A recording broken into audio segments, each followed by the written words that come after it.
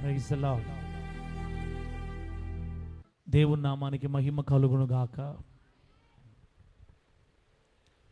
దేవుని బిడ్డ, పరిశుద్ధ గ్రంథంలో నుంచి దేవుని వాక్యం చదువుకుందాం, సమయం వ్యర్థం కాకుండా. వాక్యం అయిపోయిన తర్వాత నేను మీకు 10 నిమిషాలు ప్రార్థన చేస్తాను అని ఒకవేళ అంటే ఒకవేళ టక లేచి వచ్చి ప్రార్థన చేయించుకోండి.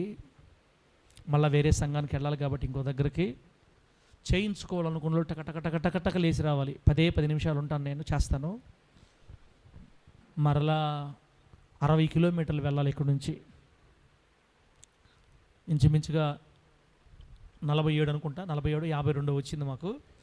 కాబట్టి దూర ప్రయాణం వెళ్ళాలి కాబట్టి మీరు టక లేచి రావాలి వాక్యం అయిన తర్వాత చేయించుకోవాలనుకుంటే. సంతోషం. దేవుని దయను బట్టి ఆరాధనలో ప్రభువు స్తుతించాం, నెమ్మది పొందుకున్నాం, విడుదల కలిగింది, పరిశుద్ధాత్మ దేవుడు తాకాడు. ఈరోజు మనకు దేవుడు ఎవరి ద్వారా మనల్ని ఉద్దేశించి మాట్లాడతాడో బైబిల్ గ్రంథంలో మనం చదువుకున్న వాక్యాన్ని లూకా సువార్త, కొంచెం సౌండ్ పెడతలే, సుగుణమ్మను చూపించిన దేవునికి మహిమ కలుగును గాక. లూకా సువార్త 1వ అధ్యాయం 5 నుంచి 7 దాకా, 10 నుంచి 13 దాకా, 19 నుంచి 20 దాకా నేను చెప్తుంటాను, చూడండి ఒకసారి. లూకా సువార్త 1వ అధ్యాయం తీసి పెట్టండి. ఇప్పుడు నేను 5 నుంచి 7 చదువుతున్నా. యూదయ దేశపు రాజైన హేరోదు దినములలో అబీయా తరగతిలోనున్న జకరియా అను ఒక యాజకుడు ఉండెను. అతని భార్య అహరోను కుమార్తెలలో ఒకతే. ఆమె పేరు ఎలీసబెతు. వీరిద్దరూ ప్రభువు యొక్క సకలమైన ఆజ్ఞల చొప్పునను న్యాయ విధుల చొప్పునను నిరపరాధులుగా నడుచుకొనుచు దేవుని దృష్టికి నీతిమంతులయ్యుండిరి. ఎలీసబెతు గొడ్రాలైనందున వారికి పిల్లలు లేకపోయిరి. మరియు వారిద్దరూ బహుకాలము గడిచిన వృద్ధులైరి. ఇప్పుడు 10వ వచనం నుంచి 13వ వచనం వరకు చదువుతున్నాను. ఆ పిల్లల్ని తీయండమ్మా స్టాండ్ దగ్గర, తల్లే చెల్లెళ్ళారా, ఆ బిడ్డలు ఎవరు బిడ్డలో చూడండి ఒకసారి. స్టాండ్ దగ్గర రాని పక్కన కెమెరా తగులుతుంది అక్కడ. 10వ వచనం నుంచి 13వ వచనం వరకు చదువుతున్నాను చూడండి. ధూప సమయమందు ప్రజల సమూహమంతయు వెలుపల ప్రార్థన చేయుచుండగా ప్రభు దూత ధూపవేదిక కుడివైపున నిలిచి అతనికి కనబడగా జకరియా అతని చూచి తొందరపడి భయపడిన వాడాయను. అప్పుడు ఆ దూత అతనితో, జకరియా భయపడకుము, నీ ప్రార్థన వినబడినది. నీ భార్య అయిన ఎలీజబెతు నీకు కుమారుని కన్ను. అతనికి యోహాను అను పేరు పెట్టుదువు. దూత, ఇప్పుడు నేను 19:20 చదువుతున్నా, 19:20 2 వచనాలు చూడండి. దూత, నేను దేవుని సముఖమందు నిలుచు గబ్రియేలును, నీతో మాటలాడుటకును ఈ సువర్తమానం నీకు తెలుపుటకును నేను పంపబడి తిని, మరియు నా మాటలు వాటి కాలమందు నెరవేరును. నీవు వాటిని నమ్మలేదు కనుక ఈ సంగతులు జరుగు దినం వరకు నీవు మాటలాడక మౌనివయుందువని అతనితో చెప్పెను. చదివిన ఈ మాటలన్నింటినీ మనందరికీ అర్థమగునట్లు బోధించి వాక్యానుసారంగా బ్రతకగలిగే కృప దేవుడు మనందరికీ ప్రసాదించును గాక. ఆమేనండి. ఈరోజు దేవుడు మనకి బాప్తిస్మమిచ్చు యోహాను గారిని గూర్చి నేర్పించాలి అనుకుంటున్నాడు. ఫస్టే చెప్తున్నా మీకు, ఎవరి గురించి నేర్పించాలనుకుంటున్నాడు దేవుడు మనకి ఈరోజు? బాప్తిస్మమిచ్చు యోహాను అనండి. John the Baptist. బాప్తిస్మమిచ్చు యోహాను. బైబిల్లో ఎవరికి ఇట్లా పేరు లేదు. వాళ్ళ పేర్లు పౌలు గారు అటుంటుంది కానీ, పేతురు గారు అటుంటుంది కానీ, బాప్తిస్మమిచ్చు యోహాను అనేది ఈయనొక్కరికే. ఎందుకంటే బాప్తిస్మాలు ఆది సంఘంలో మొదట ప్రారంభించింది యోహాను గారే. బాప్తిస్మాలు ఇవ్వడం ప్రారంభమైంది యోహాను గారి దగ్గర కాబట్టి ఆయనకి బాప్తిస్మమిచ్చు యోహాను అని పేరు పిలుచుకుంటారు అందరు కూడా. 2 యోహానులు తెలుసు మనకి. ఒక యోహానేమో యేసుక్రీస్తు వారి 12 మంది శిష్యుల్లో ఒకడు. జబదయి కుమారులు అనగా యేసుక్రీస్తు వారి పిన్నమ్మ కొడుకులు యాకోబు, యోహానులు. ఈయన అంటే సిలువలో తన తల్లిని అప్పగించిన శిష్యుడు ఆ యోహాను. కానీ ఆయన కాదు. ఈయన ఎవరంటే బాప్తిస్మం ఇచ్చే యోహాన్ గారు. పిల్లరా, బాప్తిస్మిచ్చి యోహాను గారిని గూర్చి తెలుసుకునే ముందు ఆయన తల్లిదండ్రుల గురించి 2 మాటలు చెప్పుకొని ఆయన దగ్గరికి వెళ్ళిపోతాం మనం. తల్లిదండ్రుల గురించి, తల్లిదండ్రులారా జాగ్రత్తగా వినండి. బాప్తిస్మిచ్చి యోహాను గారి తల్లిదండ్రుల పేర్లు అహరోను, ఎలీసబెతు. ఆరన్, ఎలిజబెత్ అంటారు ఇంగ్లీష్లో. అహరోను, ఎలీసబెతు. ఈ పిల్లరా అహరోను కాదమ్మా, అమ్మ క్షమించాలా, అహరోను కాదు, జకర్యా. నేను ఆరోన్ దగ్గర ఉన్నాక ఆరోన్ రాలేదని చూసుకుంటే ఆరోన్ పేరు వచ్చేసింది, చూసినా. జకర్యా, ఎలీసబెతు. బాప్తిస్మిచ్చి యోహాను గారి తల్లిదండ్రుల పేర్లు జకర్యా, ఎలీసబెతు. ఈ జకర్యా పాస్టర్ గారు అన్నమాట, యాజకుడు, దేవుని మందిరంలో యాజకత్వము చేసే దైవజనుడు, లేవి వంశానికి, లేవి గోత్రానికి చెందిన వ్యక్తి, దైవజనుల కుటుంబం అన్నమాట. బాప్తిస్మిచ్చి యోహాను గారు దైవజనుల కుటుంబం. ఇప్పుడు బాప్తిస్మిచ్చి యోహాను గారు ఎవరు? పాస్టర్ గారు అబ్బాయి. చెప్పండి ఎవరైనా? పాస్టర్ గారు అబ్బాయి అంటే మా గ్రూప్ అనమాట, పాస్టర్ పిల్లల గ్రూపులు అనమాట ఇది. బాప్తిస్మిచ్చి యోహాను గారి తండ్రి దైవజనుడు, యాజకుడు. సరే, ఇప్పుడు వాళ్ళ గురించి మనం ఏమి నేర్చుకోవాలంటే, మనం చదివిన 5వ వచనం 7వ వచనం దాకా ఏం జరిగిందంటే, అక్కడ రాయబడిన మాట, జకర్యా, ఎలీజబెతులు సకలమైన దేవుని ఆజ్ఞల చొప్పున, న్యాయ విధుల చొప్పున వీరిద్దరు నిరపరాధులుగా నడుచుకొనొచ్చు దేవుని దృష్టికి నీతిమంతులుగా ఉన్నారంట. చెప్పండి, బాప్తిస్మిచ్చి యోహాను గారి తల్లిదండ్రులు ఎట్లా ఉన్నారు దేవుని దృష్టికి? నీతిమంతులుగా. దీవెన వాక్యం. బాప్తిస్మమిచ్చి యోహాను గారి తల్లిదండ్రులు దేవుని దృష్టికి నిరపరాధులుగా, సకలమైన ఆజ్ఞల చొప్పున యథార్థంగా నడుచుకుంటా దేవుని దృష్టికి నీతిమంతులై. అంటే బాప్తిస్మిచ్చి యోహాను గారి తల్లిదండ్రులు నీతిమంతులు. నీతిమంతులకు పుట్టిన కొడుకు ఎట్లా అవుతారు చెప్తున్నా మీకు ఇప్పుడు నేను. నీతిమంతులకి పుట్టే పిల్లలు ఎలా దీవించబడతారు? దేవుడు బైబిల్ గ్రంథంలో ఏ ఆజ్ఞలు అయితే రాయించాడో ధర్మశాస్త్రంలో, వాటన్నిటి చొప్పున, అబ్బో ఈ భార్యాభర్తలు ఒకరికొకరు పోటీ, ఈమెని మించిన ఆయన మించిన ఆయన, ఈమె భార్యాభర్తలు ఇద్దరు పోటాపోటీ భక్తి రాయబడింది బైబిల్ గ్రంథంలో. ఇట్లా రాయబడింది కొద్దిమంది గురించే. వీరిద్దరూ సకలమైన ప్రభు ఆజ్ఞల చొప్పున నిరపరాధులుగా నడుచుకొనొచ్చు దేవుని దృష్టికి నీతిమంతులై ఉండిరి. ఒక ప్రశ్న, ఇదే మాట నువ్వు చెప్పగలుగుతావా? కూతురులారా, దేవుని బిడ్డలారా, అమ్మ హోలీ జడ్జి సంతానమా, వారసులారా, గుండె మీద చేసుకొని నేను ఈ మాట చెప్పగలుగుతామా?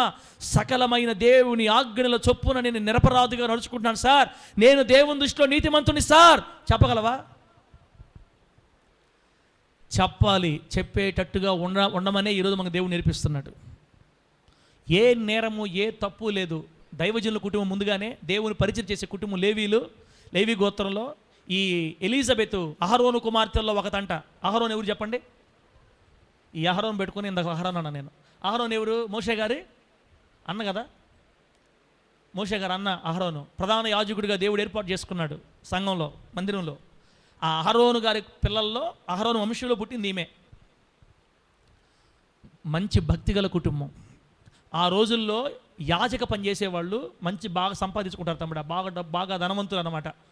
ఇప్పుడు పాస్టర్లు బాధపడినట్టుగా ఇప్పుడంతా మనం చిన్న ఏమంటే ఇప్పుడు సేవ స్టార్ట్ చేయాలంటే, ఇప్పుడు సేవ చేయాలంటే విత్తనం వేసిన కాడి నుంచి కట్టుకోవాలి సేవని. శ్రమకు నిలబడి, ఆహారం లేకపోయినా, విశ్వాసాలు రాకపోయినా, స్థలాలు లేకపోయినా, ఓపిక బట్టి దేవుని కాళ్ళు పట్టుకొని కష్టపడి కన్నీళ్ళతో కొంచెం నీళ్ళు పోసుకుంటూ వస్తే చిన్నగా ఎదిగి ఇంత అయింది చెట్టు. కానీ ఆ పాస్టర్లు అట్ట కాదు, ఆల్రెడీ రెడీమేడ్ సంఘాలు అనమాట, రెడీమేడ్ చర్చి. కొన్ని లక్షల మంది విశ్వాసులు ఉంటారు. వాళ్ళు జంతువులు తెస్తుంటే బలిస్తా ప్రార్థన చేస్తూ ఉండాలి అంతే. అక్కడ జీతానికి జీతం, శాలరీ, రోజు మాంసమే. ఏదన్నా జంతువు బలిచ్చారంటే దాంట్లో సగం మాంసం, కొంత మాంసం దైవజనుడు పెట్టాలా. అది కానీ ఇప్పుడు పెట్టుంటే ఎంత బాగుండేదమ్మా అనిపిస్తుంది ఒకసారి నాకు. ఆ సిస్టమ్ కానీ పెట్టుంటే ఏదన్నా తప్పు జరిగితే జంతువులు తీసుకొచ్చి బలి ఇవ్వాలి చర్చిలో. ఆ జంతువు బలిచ్చిన చర్చిలో మాత్రం బలిచ్చిన ఆ జంతువు మాంసంలో కొంత పాస్టర్గా పెట్టాలా అని కానీ పెట్టుంటే ఇంక నేను కూడా ఉండేవాడినేమో ఊరిపోయి. బాగా డబ్బు కొదువు లేదు, తిండి కొదువు లేదు, సర్వసమృద్ధి దైవజనుల కుటుంబం. ఇంత సర్వసమృద్ధి, డబ్బు ఉంది, ఆస్తి ఉంది, బాగా సంపాదించుకున్నాడు. తిండికి కొదువు లేదు, 4 పూటలు శుభ్రంగా తిని ఒళ్ళు పెంచుకోవాల్సిన అహరోను ఎలిజబెతులంట సకలమైన దేవుని ఆజ్ఞల చొప్పున నిరపరాధులుగా నడుచుకొనుచు దేవుని దృష్టిలో నీతిమంతులై ఉండిరి. ఆమె చెప్పండి గట్టిగా. జకరియా ఎలిజబెత్ దృష్టి డబ్బు మీద పడలా, జకరియా ఎలిజబెత్ దృష్టి మాంసం మీద పడలా, జకరియా ఎలిజబెత్ల దృష్టి ఆస్తుల మీద పడలా. దేవుడు వాళ్ళకి ఎంత సమృద్ధినిచ్చినా వాళ్ళ చూపు దేవుని మీద ఉంది. ఎట్టి పరిస్థితుల్లో దారి తొలగకుండా నమ్మకస్తులుగా నిరపరాధులుగా భక్తిపరులుగా నడుచుకుంటున్నారు. దేవునికి స్తోత్రం కలుగును గాక. గట్టి చెప్పండి హల్లెలూయా. ఆదివారం పూట పనికి పోతే నువ్వు ఒక భక్తురాలివి, నేను ఒక భక్తుడిని. 700 కోసం, 2000 కోసం, 10,000 కోసం, 5,000 కోసం, 10,000 ఆడిస్తున్నారులే, 1000 రూపాయలు 2,000 కోసం పరిగెత్తి పనులకు పోయా. నువ్వెక్కడా, నేనెక్కడా? ఎలిజబెత్లు ఏమంటే అహరోను ఎలిజబెత్లు ఎక్కడా? అహరోను కాదు, జకరియా ఎలిజబెత్లు ఎక్కడ? గుర్తు చేస్తున్నావు, మనకు అలవాటైపోయింది. జకరియా ఎలిజబెత్లు ఎక్కడా? వారికి డబ్బు ఎక్కువైపోయినా, మాంసం ఎక్కువైపోయినా, ఆస్తులు ఎక్కువైపోయినా, ఇళ్ళు కట్టుకున్నా, మంచి ధనవంతులుగా ఉన్నా భక్తి మారలేదు. దేవునికి స్తోత్రం కలుగును గాక. నీకు డబ్బు పెరిగే కొలది భక్తి మారకూడదు. అప్పుడు దేవుడు ఇంకా దీవిస్తాడు నిన్ను. మనం చూద్దామని మనకు కొంచెం ఇచ్చి చూస్తాడమ్మో దేవుడు.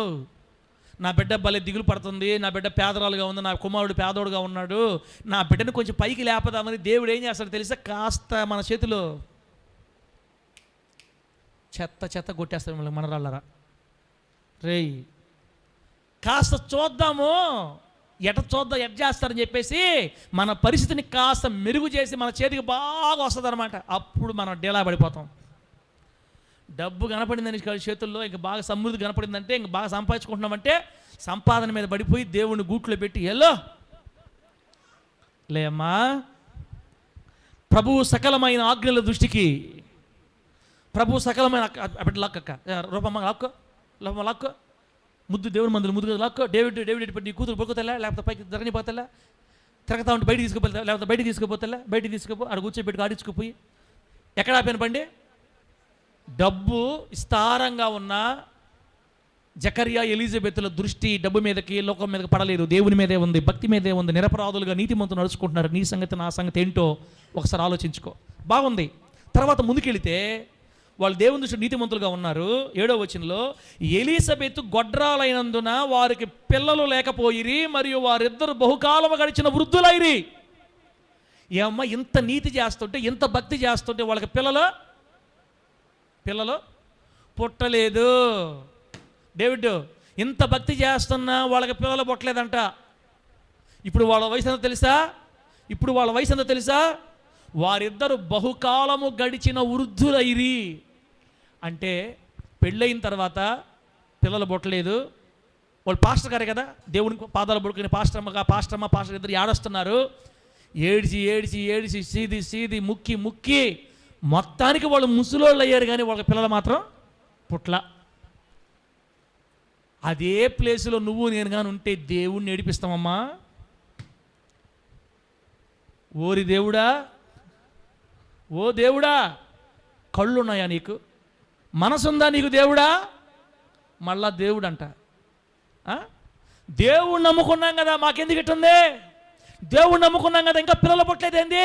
యేసు ప్రభుని నమ్ముకుంటే పిల్లలు పుడతారని చెప్పారు కదా, యేసు ప్రభుని నమ్ముకుంటే దుప్పట్లు వస్తాయని చెప్పారు కదా, మరి ఏం పుట్టలేదు, ఏమి ఇవ్వలేదు, ఆస్తులు బాగాలేదే, కూర్చుకోలేదే, ఆరోగ్యం రాలేదే అని కొంతమంది సోగండాలు పడుతుంటారు దేవుడి మీద.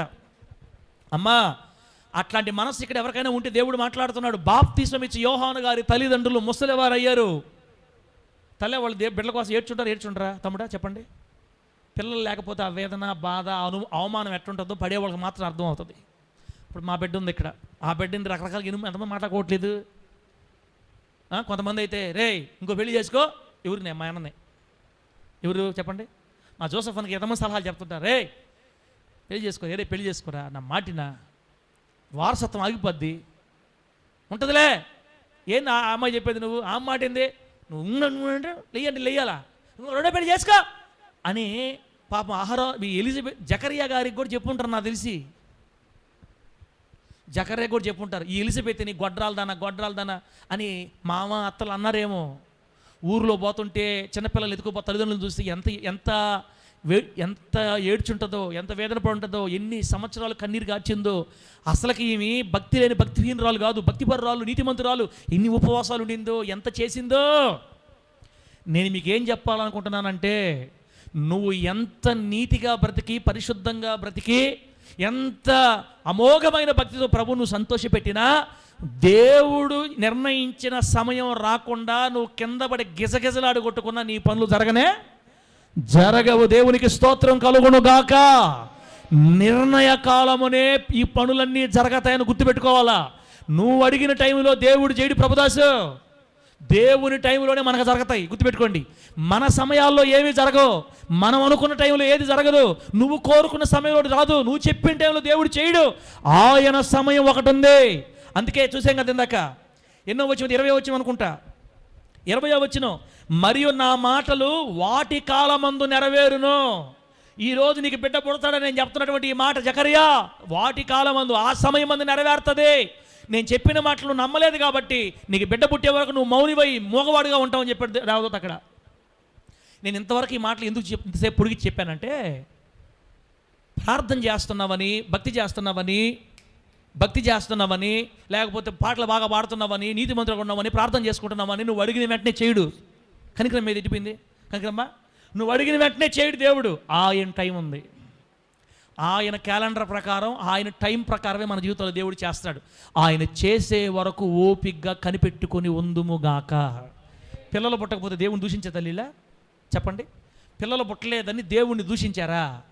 భార్యాభర్త దేవుణ్ణి దూషించారా? ప్రభువా నీ పరిచయం చేస్తున్నాం, మేము నీ సేవ చేస్తున్నాం, నీకు మనసు లేదా? నీ పని చేసే వాళ్ళకే పిల్లలు పుట్టకపోతే మేము ఇతరులకు ఏం చెప్పాలయ్యా అని ఏడ్చారా? ఏడవలా? దేవుని సకలమైన ఆజ్ఞల చొప్పున నిరపరాధులుగా నడుచుకొనుచు దేవుని దృష్టిలో నీతిమంతులై ఉండిరి. ఒక్క మాట కూడా దేవుడు అడగలేదు. నా భర్తను ఎందుకు మార్చట్లేదు దేవుడు, నీ అప్పులు ఎందుకు తీర్చట్లేదు దేవుడు. ప్రతిదానికి దేవుని తగులుకోకూడదు. సణిగే బుద్ధి క్యాన్సర్ కంటే ప్రమాదం బిడ్డ, గుర్తుపెట్టుకో. సణిగే బుద్ధి తల చెప్తా స్టెఫను, సణిగే బుద్ధి ఏ వ్యాధి కంటే అమ్మా ఎడ చూస్తున్నారంటే, భలే చెప్తున్నాడు అయినా, క్యాన్సర్ అంట. క్యాన్సర్. మా కష్టాలు ఎవరు చెప్పుకోవాలి, మేము మా బాధ ఎవరు చెప్పుకోవాలా? అసలు దేవుని సడిగేవంటే నీకు దైవ భయమే లేదు, నీకు నీతే లేదు అసలు. నీ బిడ్డకి ఎప్పుడు ఏం పెట్టుకోవాలి నీకు తెలీదా? నీ బిడ్డ సైకిల్ కొనిమని అడిగాడు నిన్ను. నీ కొడుకు సైకిల్ కొనివ్వమని, కూతురు సైకిల్ కొనివ్వమని అడిగింది. వాడు ఇప్పుడే ఇవ్వమన్నాడు. అడిగాడు కదా అని చెప్పి వెళ్ళిపోతావా? తల ఇచ్చేస్తాం, అడిగిన వెంటనే ఇచ్చేస్తాం మనమా? వాడికి తొక్కే వయసు వచ్చిందా, జాగ్రత్త చేసుకుంటాడా, బయట పోయి దొక్కితే ఇబ్బంది కాదు కదా అని తెలిసేదాకా, నీకు డబ్బులు సమకూడేదాకా వాడికి ఏదో ఒకటి చెప్పుకుంటా వస్తావు. నువ్వు అనుకున్న టైంలోనే వాడికి తీసేస్తావు, కానీ వాడు అడిగిన టైంలో నువ్వు తీసివు. అలాగే ఎప్పుడు మనకి ఏది ఇవ్వాలో ఆయనకి బాగా తెలుసు. ఆమె చెప్పండి గట్టిగా. ఆయన మన నిర్మాణకుడు, ఆయన మన తండ్రి, ఆయన మన సృష్టికర్త. నీకు పిల్లల్ని ఎప్పుడు ఇవ్వాలో, నీకు ఇల్లు ఎప్పుడు ఇవ్వాలో, మందిరానికి నెల్లూరులో స్థలం ఎప్పుడు ఇవ్వాలో, ఆత్మలు ఎప్పుడు ఇవ్వాలో, నీ ఇంట్లో అప్పులు ఎప్పుడు బయటపడాలో, నీ ఇల్లు ఎప్పుడు పూర్తవ్వాలో, అన్నిటికీ ఒక టైం ఉంది. అప్పటి వరకు నువ్వు నేను ఎలిజబెత్ జకర్యాలలాగా దేవుడి కార్యాలు చేయలేదని సనగకుండా, వాళ్ళు సనగలేదు, వాళ్ళ వలే మనం కూడా సనగకుండా, గొనగకుండా మరింత భక్తి చేస్తూ వృద్ధులైపోయారు. కానీ దేవుడిని ఒక్క మాట అనల. వాళ్ళు ముసలోళ్ళు అయిపోయారు. అయినా ప్రభుని వదల్లా, సేవ వదల్లా, భక్తి వదల్లా, ప్రార్థనలు వదల్లా, నీతి వదల్లా. ఆమె చెప్పు. చిన్నవి జరగలేదు చెప్పేసి ముక్కు ముడుచుకొని నీ ఒక భక్తి, నేను ఒక భక్తి, మంది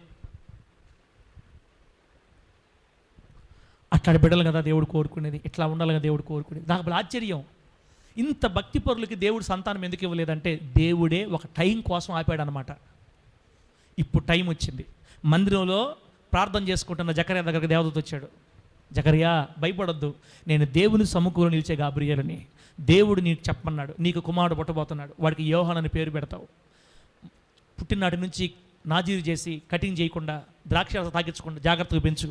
అతను గొప్ప పరిచారకుడు అవుతాడు, దేవుని పని చేస్తాడు అని కొన్ని మాటలు చెప్పి ధైర్యపరిచి, ఆ మాట చెప్పినప్పుడు యోహాను గారు జకర్యా అంటున్న వాళ్ళ నాన్న జకర్యా అంటున్నాడు, అయ్యా మేము ముసలోళ్ళమే, ఇది ఎలా జరుగుతుంది అంటే, నేను చెప్పిన మాటలు దాని కాలం మంది నెరవేరుతాయి. నువ్వు నమ్మలా, నేను చెప్పిన మాట నువ్వు నమ్మలేదు కాబట్టి నువ్వు మగవాడివై ఉంటావు, బిడ్డ పుట్టేదాకా ఎందుకు మగవాడిని చేశాడంటే దేవుడు జకర్యాని ఈ సంగతి బయట ఎక్కడ పడకూడదు, అది రహస్యంగా జరగాలని దేవుడు కోరుకున్నాడు కాబట్టి వాళ్ళ నాన్న నోటిని దేవుడు మూసేశాడు. ఒక టైం వచ్చింది అనుకున్నట్లుగా బిడ్డ పుట్టాడు. ఇప్పుడు దేవునికి స్తోత్రం కలుగునుగాక. బిడ్డ పుట్టాడు. ఏ వయసులో? కాలము గడిచిన బహువృద్ధులైరి. ముసలోళ్ళకి బిడ్డ పుట్టాడు. ఇప్పుడు ముసలోళ్ళకి. మన దేవుడు మామూలు దేవుడు కాదమ్మా. ముసలి దానికి కూడా పిల్లల్ని ఇస్తాడు దేవుడు అవసరమైతే. అంటే ఇంకదే పనిగా ఇంకా ముసలిళ్ళకి పిల్లలు ఇచ్చుకుంటా పోతాను కదా నేను చెప్పేది. చేయగలుగుతాడు ఆయన, అవసరమైతే చేయగలుగుతాడు. సార్ చెప్పాడు కాబట్టి ఇక ముసలి కూడా బిడ్డలకి అందాం అనుకోబాకండి, ఈ దండాలు పెడతాం మళ్ళా. ఆయన ఏదైనా చేయగలుగుతాడు.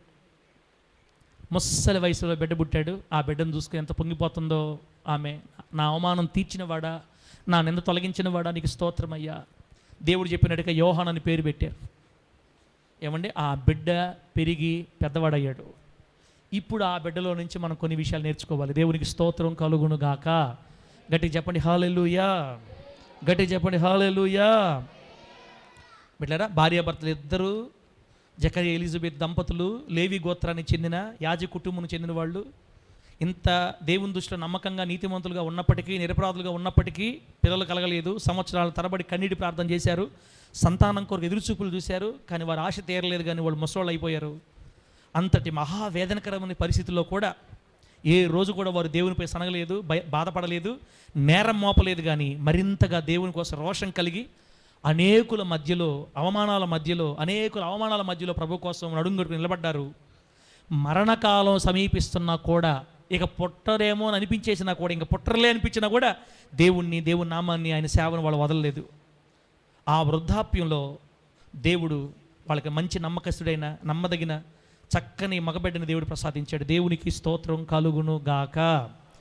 బిడ్డలారా, ప్రార్థన చేసి బిడ్డ కావాలని ప్రార్థన చేసిందేమో యవన కాలంలో, వాళ్ళ ప్రార్థనకు జవాబు వచ్చిందేమో ముసలి వయసులో. నా మాట చెప్పండి, పిల్లలు కావాలని వాళ్ళు ప్రార్థన చేసింది ఎప్పుడు? పిల్లలు కావాలని ప్రార్థన చేసింది ఎప్పుడు చెప్పండి? పిల్లలు కావాలని ప్రార్థన చేసింది ఎప్పుడు? యవన కాలంలో. పిల్లలు కావాలని ప్రార్థన చేసింది యవన కాలంలో. పిల్లలు పుట్టింది ముసలి వయసులో. అంతే, నిర్ణయ కాలం వచ్చే వరకు మనం వేచి ఉండాలా. మన సమయం వేరు, దేవుని సమయం వేరు. ఆమేనన్న గట్టిగా. భూమికి ఆకాశంకి ఎంత దూరమో ఆయన ఆలోచనలకి మన ఆలోచనలకి అంత దూరం ఉంటుంది. ఓపిక, ఓర్పు, సహనం, భక్తిలో దిగజారకుండా నమ్మకస్తులైన ప్రభు కోసం మనం ఆయన తీసేదాకా. కొంతమందికి ఊరకోరికే దురాత్మలు వస్తున్నాయి అనుకోండి, ఓకే, ఊరకోరికే బాధ పెడుతున్నాయి, సహించు, భరించు, దేవుడిని తాకేదాకా భరించు. పంపిస్తున్నాడా? అనుమతి ఇచ్చాడా? దయ్యాలతోనే చచ్చిపోదాం వేసున్నాము అలామేనన్నాను గట్టిగా. ఇప్పుడు ఏమి? ఇప్పుడు రాని వచ్చేవాడు రానిండి, ఏం ఇబ్బందిలే, నో ప్రాబ్లం. మన దేవుడు నిశ్చయంగా ప్రార్థన ఆలకించి జవాబునిచ్చేవాడు కాబట్టి ప్రార్థనకు జవాబు రావడం ఆలస్యం అవుతున్నా విసుగకుండా ప్రార్థన చేస్తానే ఉండాలి మనం. ఆమేనండి. మనం అడిగింది మనకు దేవుడు ఇవ్వకపోయినా, లేట్ అవుతున్నా మనం అడగడం మాత్రం మానకూడదు.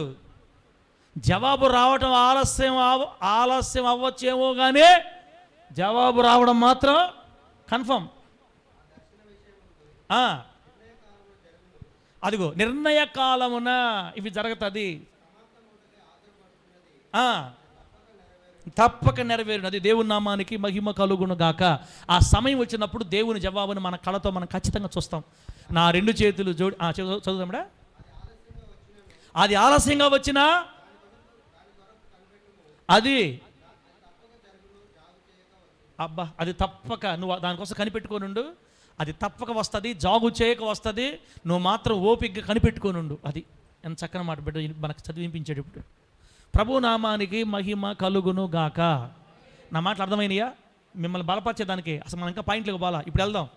అసలు మన సబ్జెక్టు, మన దేవుడు మన ముందు పెడుతున్న దైవజనుడు ఇప్పుడు వెళ్తున్నారు అతని దగ్గరికి. ఒకసారి ఆ వాక్యం చదువు చూడండి.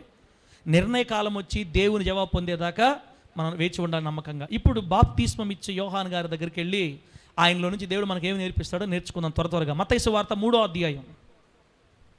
మత్తయి సువార్త 3వ అధ్యాయం 1 నుండి 4 వచనాలు, అలాగే 11వ వచనం నేను చదువుతాను, ఆలకించండి బిడ్డలారా. మత్తయి సువార్త 3వ అధ్యాయం 1 నుంచి 4 దాకా 11వ వచనం కూడా. ఆ దినముల యందు బాప్తిస్మమిచ్చి యోహాను వచ్చి పరలోక రాజ్యము సమీపించి ఉన్నది, మారు మనసు పొందుడని యూదయ అరణ్యములో ప్రకటించుచుండెను. ప్రభు మార్గము సిద్ధపరచుడి, ఆయన త్రోవల సరళం చేయుడని అరణ్యములో కేకవేయు ఒకని శబ్దమని ప్రవక్త అయిన యెషయా ద్వారా చెప్పబడిన వాడు ఇతడే. ఈ యోహాను ఒంటె రోమముల వస్త్రమును మొల చుట్టూ తోలుదట్టియు ధరించుకునివాడు. మిడతలను అడవి తేనెయు అతనికి ఆహారము. మారు మనసు నిమిత్తము పిల్లరా 11వ వచనం. ఇప్పుడు మారు మనసు నిమిత్తము నేను నేలలో మీకు బాప్తిసమిచ్చుచున్నాను, అయితే నా వెనక వచ్చుచున్నవాడు నాకంటే శక్తిమంతుడు, ఆయన చెప్పులు మోయుటకైనను నేను పాత్రుడను కాను, ఆయన పరిశుద్ధాత్మలోను అగ్నితోనూ మీకు బాప్తిస్మమిచ్చును. దేవునికి స్తోత్రం కలుగును గాక. గట్టి చెప్పండి హల్లెలూయా. చెప్పండి, ఈరోజు దేవుడు మనకు ఎవరితో నేర్పించబోతున్నాడమ్మా? ఎవరు? బాప్తిస్మమిచ్చు యోహాను. బాప్తిస్మమిచ్చు యోహాను గారి తల్లి ఎలీజబెత్ మరియమ్మ గారికి సమీప బంధువు. అంటే వాళ్ళిద్దరు బంధువులు. ఇప్పుడు చెప్పండి, యోసేపు ఏమో యేసుక్రీస్తు వారి తండ్రి, లేదా యేసుక్రీస్తు వారి తండ్రిగా పిలువబడుతున్న యోసేపు గారేమో యోధా గోత్రం. మరియమ్మ యేసుప్రభు తల్లి లేవి గోత్రం అనమాట, యాజకుల వంశానికి చెందిన ఆమె. వీళ్ళిద్దరు బంధువులు కదా. యోధా గోత్రం చెందిన వ్యక్తి లేవి గోత్రం చెందిన స్త్రీని వివాహం చేసుకున్నాడు అనమాట. రైట్, అది తర్వాత సంగతి. ఇప్పుడు మనం పాయింట్లోకి వెళ్దాం. బాప్తిస్మమిచ్చు యోహాను గారిని గూర్చి దేవుడు మనకి ఏమి నేర్పించాలని కోరుకుంటున్నాడంటే, మనము చదివినటువంటి వచనాల్లో ఇప్పుడు మత్తయి సువార్త 3వ అధ్యాయం చదివిన వచనాల ప్రకారం ఆ వాక్యంలో నుంచి మనకు ఇప్పుడు 5 రకాల అనుభవాలు నేర్పించాలని కోరుకుంటున్నాడు. బాప్తిస్మమిచ్చు యోహాను జీవితంలో నుండి దేవుడు మనకు 5 అంశాలు నేర్పించాలని కోరుకుంటున్నాడు. ఆ 5 వచనాల్లో నుంచి అవేంటో వరుసగా చెప్తా. 1, నంబర్ 1, బాప్తిస్మమిచ్చు యోహాను గారి నివాసం. క్రైస్తవులుగా మన నివాసం ఏంటో మనం తెలుసుకొని ఉండాలి బిడ్డలారా. నివాసాన్ని ఇంగ్లీష్లో డొమిసైల్ అంటారు అనమాట. డొమిసైల్ 5 డీలు ఈరోజు మన వాక్యం. 5 డీలు డొమిసైల్. రెండోది మరుగు చేయబడిన యోహాను. బాప్తిస్మమిచ్చు యోహాను గారు మరుగైపోయారన్నమాట, కనబడకుండా దాగి ఉన్నారు. డిసప్పియర్, ఇది 2వ డి. డొమిసైల్, డిసప్పియర్, మరుగైపోవుట లేదా మరుగు చేయబడుట. ఈ 2వ విషయం ఇది నేర్చుకోవాలి అతని జీవితంలో నుంచి. 3వది యోహాను గారి వస్త్రాలు, డ్రెస్ని గురించి యోహాను గారి వస్త్రాల గురించి కొన్ని విషయాలు మనం తెలుసుకోవాలి. 3వది. 4వది ఆయన తిన్న ఆహారం, డైట్. యోహాను గారు తిన్న ఆహారాన్ని గురించి మనం జ్ఞానం నేర్చుకోవాలి, విషయాలు తెలుసుకోవాలి. లాస్ట్ది యోహాను గారి తగ్గింపు, డిక్రీజ్. చూస్తుంది సీరియస్ హవిలా ఏడ రాసుకోవాలి మేమని. నివాసం డొమిసైల్, మరుగైపోవుట డిసప్పియర్, వస్త్రాలు డ్రెస్, ఆహారం డైట్, బిడ్డరా తగ్గింపు డిక్రీజ్. ఆయన హెచ్చవలసి ఉన్నది, నేను తగ్గవలసి ఉన్నది. దేవునికి స్తోత్రం కలుగునుగాక. బాప్తిస్మమిచ్చు యోహాను గారి జీవితంలో నుంచి ఈ 5 అనుభవాలు దేవుడు మనకి ఈరోజు నేర్పించాలని కోరుకుంటున్నాడు. ఆయన చరిత్ర చెప్పుకుంటా వస్తే మనకు టైం చాలదు. అందుకని మీకు అర్థమయ్యే రీతిలో మీకు అవసరమైన వరకే చెప్పాలని నేను 5 పాయింట్లు చెప్పా. ఇప్పుడు ఒక్కొక్క పాయింట్లో నుంచి మనం చెప్పుకుంటూ పోదాం అనమాట బిడ్డరా. బాప్తిస్మమిచ్చు యోహాను గారు వరపుత్రుడు, కారణ జన్ముడు. దేవుడే బాప్తిస్మమిచ్చు యోహాను గారిని అనాదిలో నియమించాడు. ఆయన కారణ జన్ముడు, ఒక కారణాన్ని బట్టి వచ్చాడు దేవుడు. ఆయన అసలు భూమి మీదకి కారణాన్ని బట్టి. నీతిమంతులుగా, భక్తిపరులుగా ముసలి వయసు వరకు బతికిన ఈ నీతిమంతుల కడుపులో దేవుడు ఈ వ్యక్తిని పుట్టించడానికి కారణం ఏంటంటే, ఇతడు కారణ జన్ముడు. ఏం కారణమో తెలుసా? యేసుక్రీస్తు వారికి ముందుగా వచ్చి యేసుక్రీస్తు వారి సేవకి మార్గాన్ని సరళం చేయాలా, అది ఈయన పని. యేసుక్రీస్తు వారి కంటే బాప్తిస్మమిచ్చు యోహాను గారు 6 నెలలు పెద్ద. 6 నెలలు. ఎలిజబెత్కి 6 నెలలు గర్భం ఉన్నప్పుడు మరియమ్మకి అప్పుడే దేవత కనపడి నువ్వు కూడా గర్భం ధరిస్తావు చెప్పాడు అనమాట. యేసుక్రీస్తు వారికి యోహాను గారికి 6 నెలల తేడా, వయసులో నెలల తేడా అంతే. యేసుక్రీస్తు వారి కంటే ముందుగా వచ్చి సేవ చేసి ఆయన సేవకి మొత్తం రెడీ చేసి వెళ్ళటం ఈయన పని. అరణ్యములో కేక వేయు ఒకని శబ్దం, ప్రభు మార్గములు సరళము చేయుడి, ఆయన త్రోవలు సరళము చేయుడని అరణ్యములో కేకవేయ ఒక శబ్దం. యోహాను వరపుత్రుడు, కారణ జన్ముడు. దేవుడే ఈ వ్యక్తిని భూమి మీద తీసుకొని వచ్చాడు. అందుకే బైబిల్ రాయబడింది, స్త్రీలు కనిన వారిలో యోహాను కంటే గొప్పవాడు లేనే లేడు. దేవునికి స్తోత్రం కలుగునుగాక. ఒక స్త్రీకి పుట్టిన మనుషులందరిలో గొప్పవాడు యోహాను.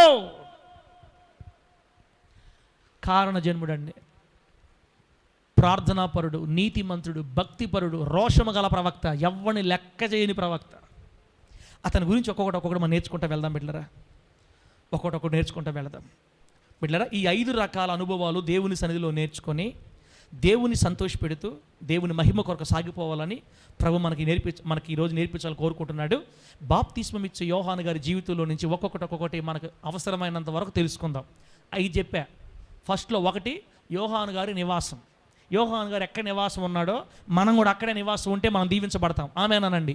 యోహాను గారు ఏ బట్టలు వేసుకున్నాడో మనం కూడా ఆ బట్టలు వేసుకుంటేనే దీవించబడతాం. యోహాను గారు ఏ ఆహారం తిన్నాడో మనం కూడా ఆహారం తింటే దీవించబడతాం. యోహాను గారు తగ్గించుకున్నారో మనం కూడా తగ్గించుకుంటే, యోహాను అనకూడదు, మనం బాప్తిసం ఇచ్చి యోహాను అంటుండాలా బిడ్డలారా. Prabhudas are you understand what I'm saying? తూ బో క్యాల్ కర్తే చెప్పు ప్రభుదాస్. నా భాష నీకు అర్థమైందే? అట్లా చూస్తున్నాడు ప్రభుదాస్. అంటే ఏం మాట్లాడుతున్నాడు, ఏ భాష మాట్లాడుతున్నట్టుగా? తెలుగే. కరుణక్క తూ బోల్ మే క్యా. కరుణక్క ఇప్పుడు అర్థమవుతుందా? హిందీ అర్థమవుతుందా? జాగ్రత్త. ఇప్పుడు యోహాను గారి నివాసం దగ్గరికి వెళదాం. బైబిల్లో ఇప్పుడు మనం చదివిన మత్తయి సువార్తలో బిడ్డలారా, యోహాను గారి నివాసం ఎక్కడంటే ఊరును వదిలేసాడు యోహాను గారు, తండ్రి ఇంటిని వదిలేసాడు. తల్లిదండ్రులు ఆస్తిపరులు, ఎలిజబెతు, జకర్యాలు మిక్కిలి ధనవంతులు, మంచి ఇల్లు. పెరిగి పెద్దవాడైన తర్వాత ఒక 25-30 సంవత్సరాలు వచ్చిన తర్వాత తల్లిదండ్రుల్ని, ఇంటిని మొత్తాన్ని వదిలిపెట్టేసి బిడ్డలారా, బాప్తిస్మం ఇచ్చే యోహాను గారు తన తల్లిదండ్రుల్ని, ఇంటిని, బంధువుల్ని, స్వగ్రామాన్ని, తండ్రి ఆస్తిపాస్తులు మొత్తాన్ని వదిలిపెట్టి ఒంటరిగా అరణ్యానికి వెళ్ళిపోయి అరణ్యములోనే కాపురం ఉంటా అక్కడే గడపతున్నాడని చెప్తుంది బైబిల్. యోహాను గారు అరణ్య నివాసి. యోహాను గారు ఊరిని వదిలేశాడు, ఊరితో సంబంధం పెంచేసుకున్నాడు. బిడ్డలారా, అరణ్యములో ప్రకటిస్తున్నాడు దేవుని వాక్కు. ఊరిలో లేడు, ఊరి మధ్య లేడు, వెళ్ళిపోయాడు అరణ్యంలోకి, అడవిలోకి వెళ్ళిపోయాడు. పరిపూర్ణక్క ఏడకపోతే నాకెందుకు కానీ అన్నట్టు. ఆయన ఏడకపోతే మాకెందుకని ఆయన సరే మెంటలోడు అయిపోయి ఊరు వదిలిపెట్టి అడవుల్లో పోయాడు, చెట్లలోకి. మమ్మల్ని బమ్మంటావు నువ్వు ఈరోజు చెట్లలోకా? మనసమ్మా ఏ మైండ్ ఉందా లేదా పాస్టర్ నీక? ఊరు ఇల్లు కట్టుకున్న మొత్తం వదిలిపోయి మన చెట్లకు బమ్మంట. ఇప్పుడా అదే మాకు చెప్పేది. ఈరోజు నువ్వు బాప్తిసం ఇచ్చి యోహాను గారికి బుద్ధి లేక తలతెక్కొచ్చి చెట్లలోకి పోయాడు. మమ్మల్ని ఎందుకు బమ్మంటావు నువ్వు? ఆయనలాగా మనం అడవుల్లోకి వెళ్ళబల్లే. బైబిల్లో ఆత్మీయ అర్థాలు ఉన్నాయి. నీవు నేను అరణ్య నివాసం చేస్తేనే మనం దేవుని కోసం రోషంగా బ్రతకగలుగుతాం. అది ఎట్లాగంటే మనం కూడా బాప్తిసం ఇచ్చే యోహాను గారి లాగా లోకములో నుండి పూర్తిగా వేరైపోవాలి. ఆమేనండి. లోకస్తులకు దూరం అయిపోవాలి. లోకమును కానీ లోకంలో ఉన్న వాటిని కానీ ప్రేమించొద్దని దేవుని వాక్యం చెప్పింది. ప్రభుదాస్, లోకాన్ని కానీ లోకంలో ఉన్న వాటిల్ని, అది శరీరాశ, నేత్రాశ, ధనాపేక్ష, జీవపడంబం సమస్తాన్ని నువ్వు వదిలిపెట్టి వేరే వాళ్ళ లోకానికి, లోకము నుండి ప్రత్యేకించబడ్డ వాళ్ళం కదా మనము. చెప్పండి, మనము దేవుడు మనల్ని లోకం నుంచి కొన్నాడు, మనల్ని విమోచించాడు, మనం వేరు చేయబడ్డాం. We are separated from the world. లోకం నుంచి వేరు చేయబడ్డాం దేవుని చేత. మనము లోకం ఒకటి కాదు, లోకము మనం వేరే. అందుకే వాళ్ళు కూర్చున్న దగ్గర మనం కూర్చోకూడదు. బైబిల్ కీర్తన 1లో ఏం రాయబడింది? దుష్టుల ఆలోచన చొప్పున నడవద్దు, పాపుల మార్గాలలో నిలవద్దు, అపహాసకులు కూర్చుండు చోట్లలో మీరు కూర్చోవద్దని చెప్పింది వాక్యం. అయితే ఎక్కడ పోవాలి ప్రభువా? ఎక్కడ నిలబడాలి ప్రభువా? దివారాత్రాలు నా వాక్యాన్ని మీరు ధ్యానిస్తూ నా మందిరంలో మీరు నిలబడాలా. దేవుని ప్రజల మధ్యలో మీరు కాపురం ఉండాలా. దేవుని బిడ్డలతో మీరు సహవాసం చేయాలా. లోకానికి మీకు సంబంధం తెగిపోయింది. మీరు రక్షించబడిన పిమ్మట మీరు లోకస్తులు కాదు, విలువ పెట్టి కొనబడిన వారు. దేవునికి స్తోత్రం కలుగును గాక. లోకాన్ని అంటి పెట్టుకోవద్దు. లోకాశ, లోక ఇచ్చలను వదిలి దేవుని బిడ్డలతో సహవాసం చేసి అరణ్యంలోకి పోవాలా. అరణ్యంలో ఏ లోకం ఉంటుంది? అరణ్యంలో ఏ సినిమా హాళ్ళు ఉంటాయి? అరణ్యంలో ఏ ఫోన్లు ఉంటాయి? అరణ్యంలో ఏ బంధువులు ఉంటారు? బాప్తిసం ఇచ్చే యోహాను గారి లాగా మనం కూడా లోకానికి పూర్తిగా వేరవ్వాలి. బంధు ప్రీతిని వదిలేసుకోవాలి మనం. బంధు ప్రీతి అనండి. ఏ ప్రీతి? బంధు ప్రీతి అంటే బంధువులు అంటే కొంతమంది భలే ఇష్టం. మా చిన్నమ్మ, మా పెదమ్మ, మా అక్క, ఓయమ్మో, మా అక్క కూతుర్లు, మా నాయన కూతుర్లు, మా చిన్నాయన కూతుర్లు, మా బుడ్డమ్మ కూతుర్లు, మా పెదమ్మ కూతుర్లు, ఆ నైసి ఏ బూసి ఏ జెస్సి అంటా ఉంటారు. పొద్దులే దేవుళ్ళే పడలే వాళ్ళు బంధువులు కానీ ఇంటికి వచ్చారంటే ఏసైని గూట్లో పెడతారు. ఏసైని ఆదివారం కానీ బంధువులు మన ఇంటికి కానీ వస్తే గూట్లో ఏసైని పెట్టి చిన్నమ్మ కూతురులతో పెదమ్మ కూతురులతో అక్క కూతురులతో భలే సంతోషిస్తుంటారు గొప్ప క్రైస్తవులు. అట్టటోళ్ళు ఇక్కడ ఎవరు లేరులే తల్లి, ఎవరు లేరు అసలు. అందరూ మనంతా మంచివాళ్ళమే, మనం దీవించబడ్డ వాళ్ళం. క్రైస్తవుడా, బంధు ప్రీతి మనకు ఎక్కువ ఉండకూడదు, దేవుని కంటే ఎక్కువ ఉండకూడదు. ఉండొచ్చు, దేవుని కంటే ఎక్కువ ఉండకూడదు. దేవుని సేవ కోసం యోహాను గారు, బాప్తిస్మిచ్చి యోహాను గారు ప్రతిష్ఠించబడిన తర్వాత ఊరిని, తల్లిదండ్రుల్ని, బంధువుల్ని, సొంత ఇంటిని, ఆస్తులను వదిలిపెట్టి అరణ్యంలోకి వెళ్ళిపోయాడు. అంటే దాని అర్థం ఏంటంటే ఈ లోకానికి నాకు సంబంధము లేదు, ఈ డబ్బుకి నాకు సంబంధం లేదు, ఈ లోకాశ, లోక అపేక్షలకు, లోక ఇచ్చక నాకు సంబంధం లేదు, ఎవరొద్దు, వెళ్ళిపోతా, ఏదో చెట్టు కింద పోయి కూర్చుంటా, అరణ్యంలో ఉంటానని. ఏమి త్యాగమమ్మా. బంధుప్రీతి వదిలేయాలి, రక్త బంధాలు వదులుకోవాలి దేవుని కొరకు. దేవుని కంటే ఎక్కువగా చిక్కుకోకూడదు ఆ బంధాల్లో. దేవుని కోసం సమస్తాన్ని మనసులోనే త్యాగం చేసి త్యజించి లోకాన్ని, దానిలో ఉన్న ఐహిక ప్రేమని ప్రేమించకుండా ప్రభు కోసం సపరేటుగా వేరుగా బ్రతికితే యోహాను గారిలాగా మన నివాసం కూడా అరణ్యమే అయిపోద్ది. దేవుడికి స్తోత్రం కలుగును గాక. గట్టి చెప్పండి హల్లెలూయా. నేను ఈ వాక్యం చెప్పాను కదా అని ఇప్పుడు మీరు ఇంటికి పోయి మీ పెదమ్మలకి, మీ చిన్నమ్మలకు ఫోన్ చేసి సైతాన్ రాబాహ మా దగ్గర మా పాస్టర్ చెప్పాడు అనబాకండి. అమ్మా, కొంతమంది అట్ట కూడా చేస్తారు. ఎవరైనా ఫోన్ చేసి రాండి మేము ఒకసారి మా దగ్గర, సైతాన్ ఎవరు బయట, బంధువులు ఏదో మా సార్ చెప్పాడు అసలు అని మనం వాళ్ళతో ఫోన్లో డైరెక్ట్గా చెప్పబల్లే, మనసులో పెట్టుకొని ఏదో ఏదో ఏదో ఒక మాట చెప్పి తప్పించుకొని దేవుని దగ్గర రావటం అనమాట. మనం ఏం చేసినా బయటపడకూడదు, ప్రజలకు తెలియకూడదు. ఏందో ఈ మధ్య మేము మమ్మల్ని వదిలేస్తున్నావు నువ్వా, ఏందో ఈ మధ్య మాకు దూరంగా ఉంటున్నావా, దేవుడే ఎక్కువైపోయింది ఇక. సైతాన్ అదే చెప్పేది, నాకు దేవుడే ఎక్కువ, దేవుడి తర్వాత నువ్వు వద్దని అనడంలే, దేవుడి తర్వాత. అబ్బా మీకు క్రైస్తువులు అంత అంతేలే అమ్మా, మమ్మల్ని పట్టించుకోరా, బంధువులు ఉండదు, రక్త సంబంధం ఉండదు మీక, దేవుడు దేవుడు దేవుడు. అవును అంతే, అవును అనల్లా. సినమ్మల్ని ప్రేమించే వాళ్ళలారా, పిన్నిల్ని ప్రేమించే వాళ్ళలారా, ఈరోజు నుంచి యేసయ్యని ప్రేమించండి. బంధు ప్రీతి, రక్త బంధాలు ప్రభు కొరకు అట్టని వాళ్ళని మనం విసర్జించాలని, వదిలేయాలని నేను చెప్పట్లేదు బిడ్డ. దేవుని కంటే ఎక్కువ ప్రేమించకూడదు. అది బాప్తిస్మిచ్చి యోహాను గారు సమస్తాన్ని వదిలిపెట్టి అరణ్యంలోకి వెళ్ళిపోయాడు అంతే. మనము లోకంలో ఉన్నా, ఇంట్లో ఉన్నా, ఊరిలో ఉన్నా లేనట్టుగానే ఉండాలి, దేవుని కోసమే బ్రతకాలి. లోకంలో ఉన్నా, ఊరిలో ఉన్నా, కాలనీలో ఉన్నా, ఎక్కడే ఉన్నా, మనుషుల మధ్యలోనే ఉన్నా సింగిల్ కుమ్మర పురుగులాగా దేవుడి కోసం తిరగతా ఉండాలా, తామర పువ్వులాగా మళ్ళీ వంటకుండా ప్రభు కోసం బతకాలా. ఆ రకంగా దేవునికి ఒక నిలబడే ధన్యత ప్రభు మనందరికీ ప్రసాదించునుగాక. చెప్పండి గట్టిగా హల్లెలూయా. యేసుక్రీస్తు వారు పొద్దున లేస్తే ప్రార్థన చేసుకోవడానికి ఎక్కడికి వెళ్ళేవాడు చెప్పండి? ఎక్కడికి వెళ్ళేవాడు? అపార్ట్మెంట్లలోకే, అరణ్యానికి ఒంటరిగా ఏకాంతంగా వెళ్ళేవాడు ఎక్కువ. ఊరును వదిలిపెట్టి గెచ్చమనే తోట, ఊరును వదిలిపెట్టి ఒలీవల తోట, ఊరును వదిలిపెట్టి అరణ్యంలోకి, తోటల్లోకి వెళ్ళేవాడు. ఆయనకి తెలుసు వీళ్ళతో పెట్టుకుంటే మొత్తం కుమ్ము చంపుతారు, రాళ్లతో కూడా చంపేస్తారు వీళ్ళు నన్ను, వీళ్ళు కాదు నాకు కావాల్సింది, నాకు నా తండ్రి కావాలని. పొద్దున్న లేస్తే టైం దొరికితే ఆయన ప్రతి ఉదయాన, ప్రతి వేకుజామున, ప్రతి సాయంత్రం పూట ఒంటరిగా మెట్ట మీదకి వెళ్ళి ఏకాంతంగా దేవునితో గడిపేవాడు అనమాట. ఇప్పుడు చెప్పండి, బంధువుల్ని ప్రేమిస్తారా, దేవుణ్ణి ప్రేమిస్తారా? రక్తబంధాలు ఎక్కువ సమయం ఇస్తారా, దేవుడికి ఎక్కువ సమయం ఇస్తారా? ఇంకేం కావాలో కోరుకో. అరణ్యం, మన నివాసం అరణ్యం యోహాను గారిలాగా. ఆ కృపని దేవుడు మనందరికీ ప్రసాదించునుగాక. బిడ్డలారా, ఇంకో మాట గుర్తుపెట్టుకోవాలి. మనకు ఆ మనసు రావాలంటే మనం ఏం చేయాలి తెలుసా? నాకు ఎవరుద్ది ఈ లోకంలో, నాకు దేవుడే అనే మైండ్ నీకు రావాలంటే నువ్వు ఒకటి గుర్తుపెట్టుకోవాలా, నాది ఈ లోకం కాదు, నాది ఆ లోకం. నేను పరదేశిని, యాత్రికుడిని ఊరిలో. అక్క ధనలక్ష్మీపురం నుంచి వచ్చిన బట్టరకాకులక్క చెప్పు, మనది ఈ ఊరు కాదు, మనది ఈ దేశం కాదు, 70 సంవత్సరాలే. 70 సంవత్సరాలు ఉంటామన్న గ్యారెంటీ కూడా లేదు. అప్పుడే కిడ్నీలు నొప్పులు వచ్చేస్తున్నాయి, అప్పుడే ఆయాసం వస్తుంది, టైం దగ్గర పడతా ఉంది. మనం ఎక్కువ కాలం ఉండలేమేడా.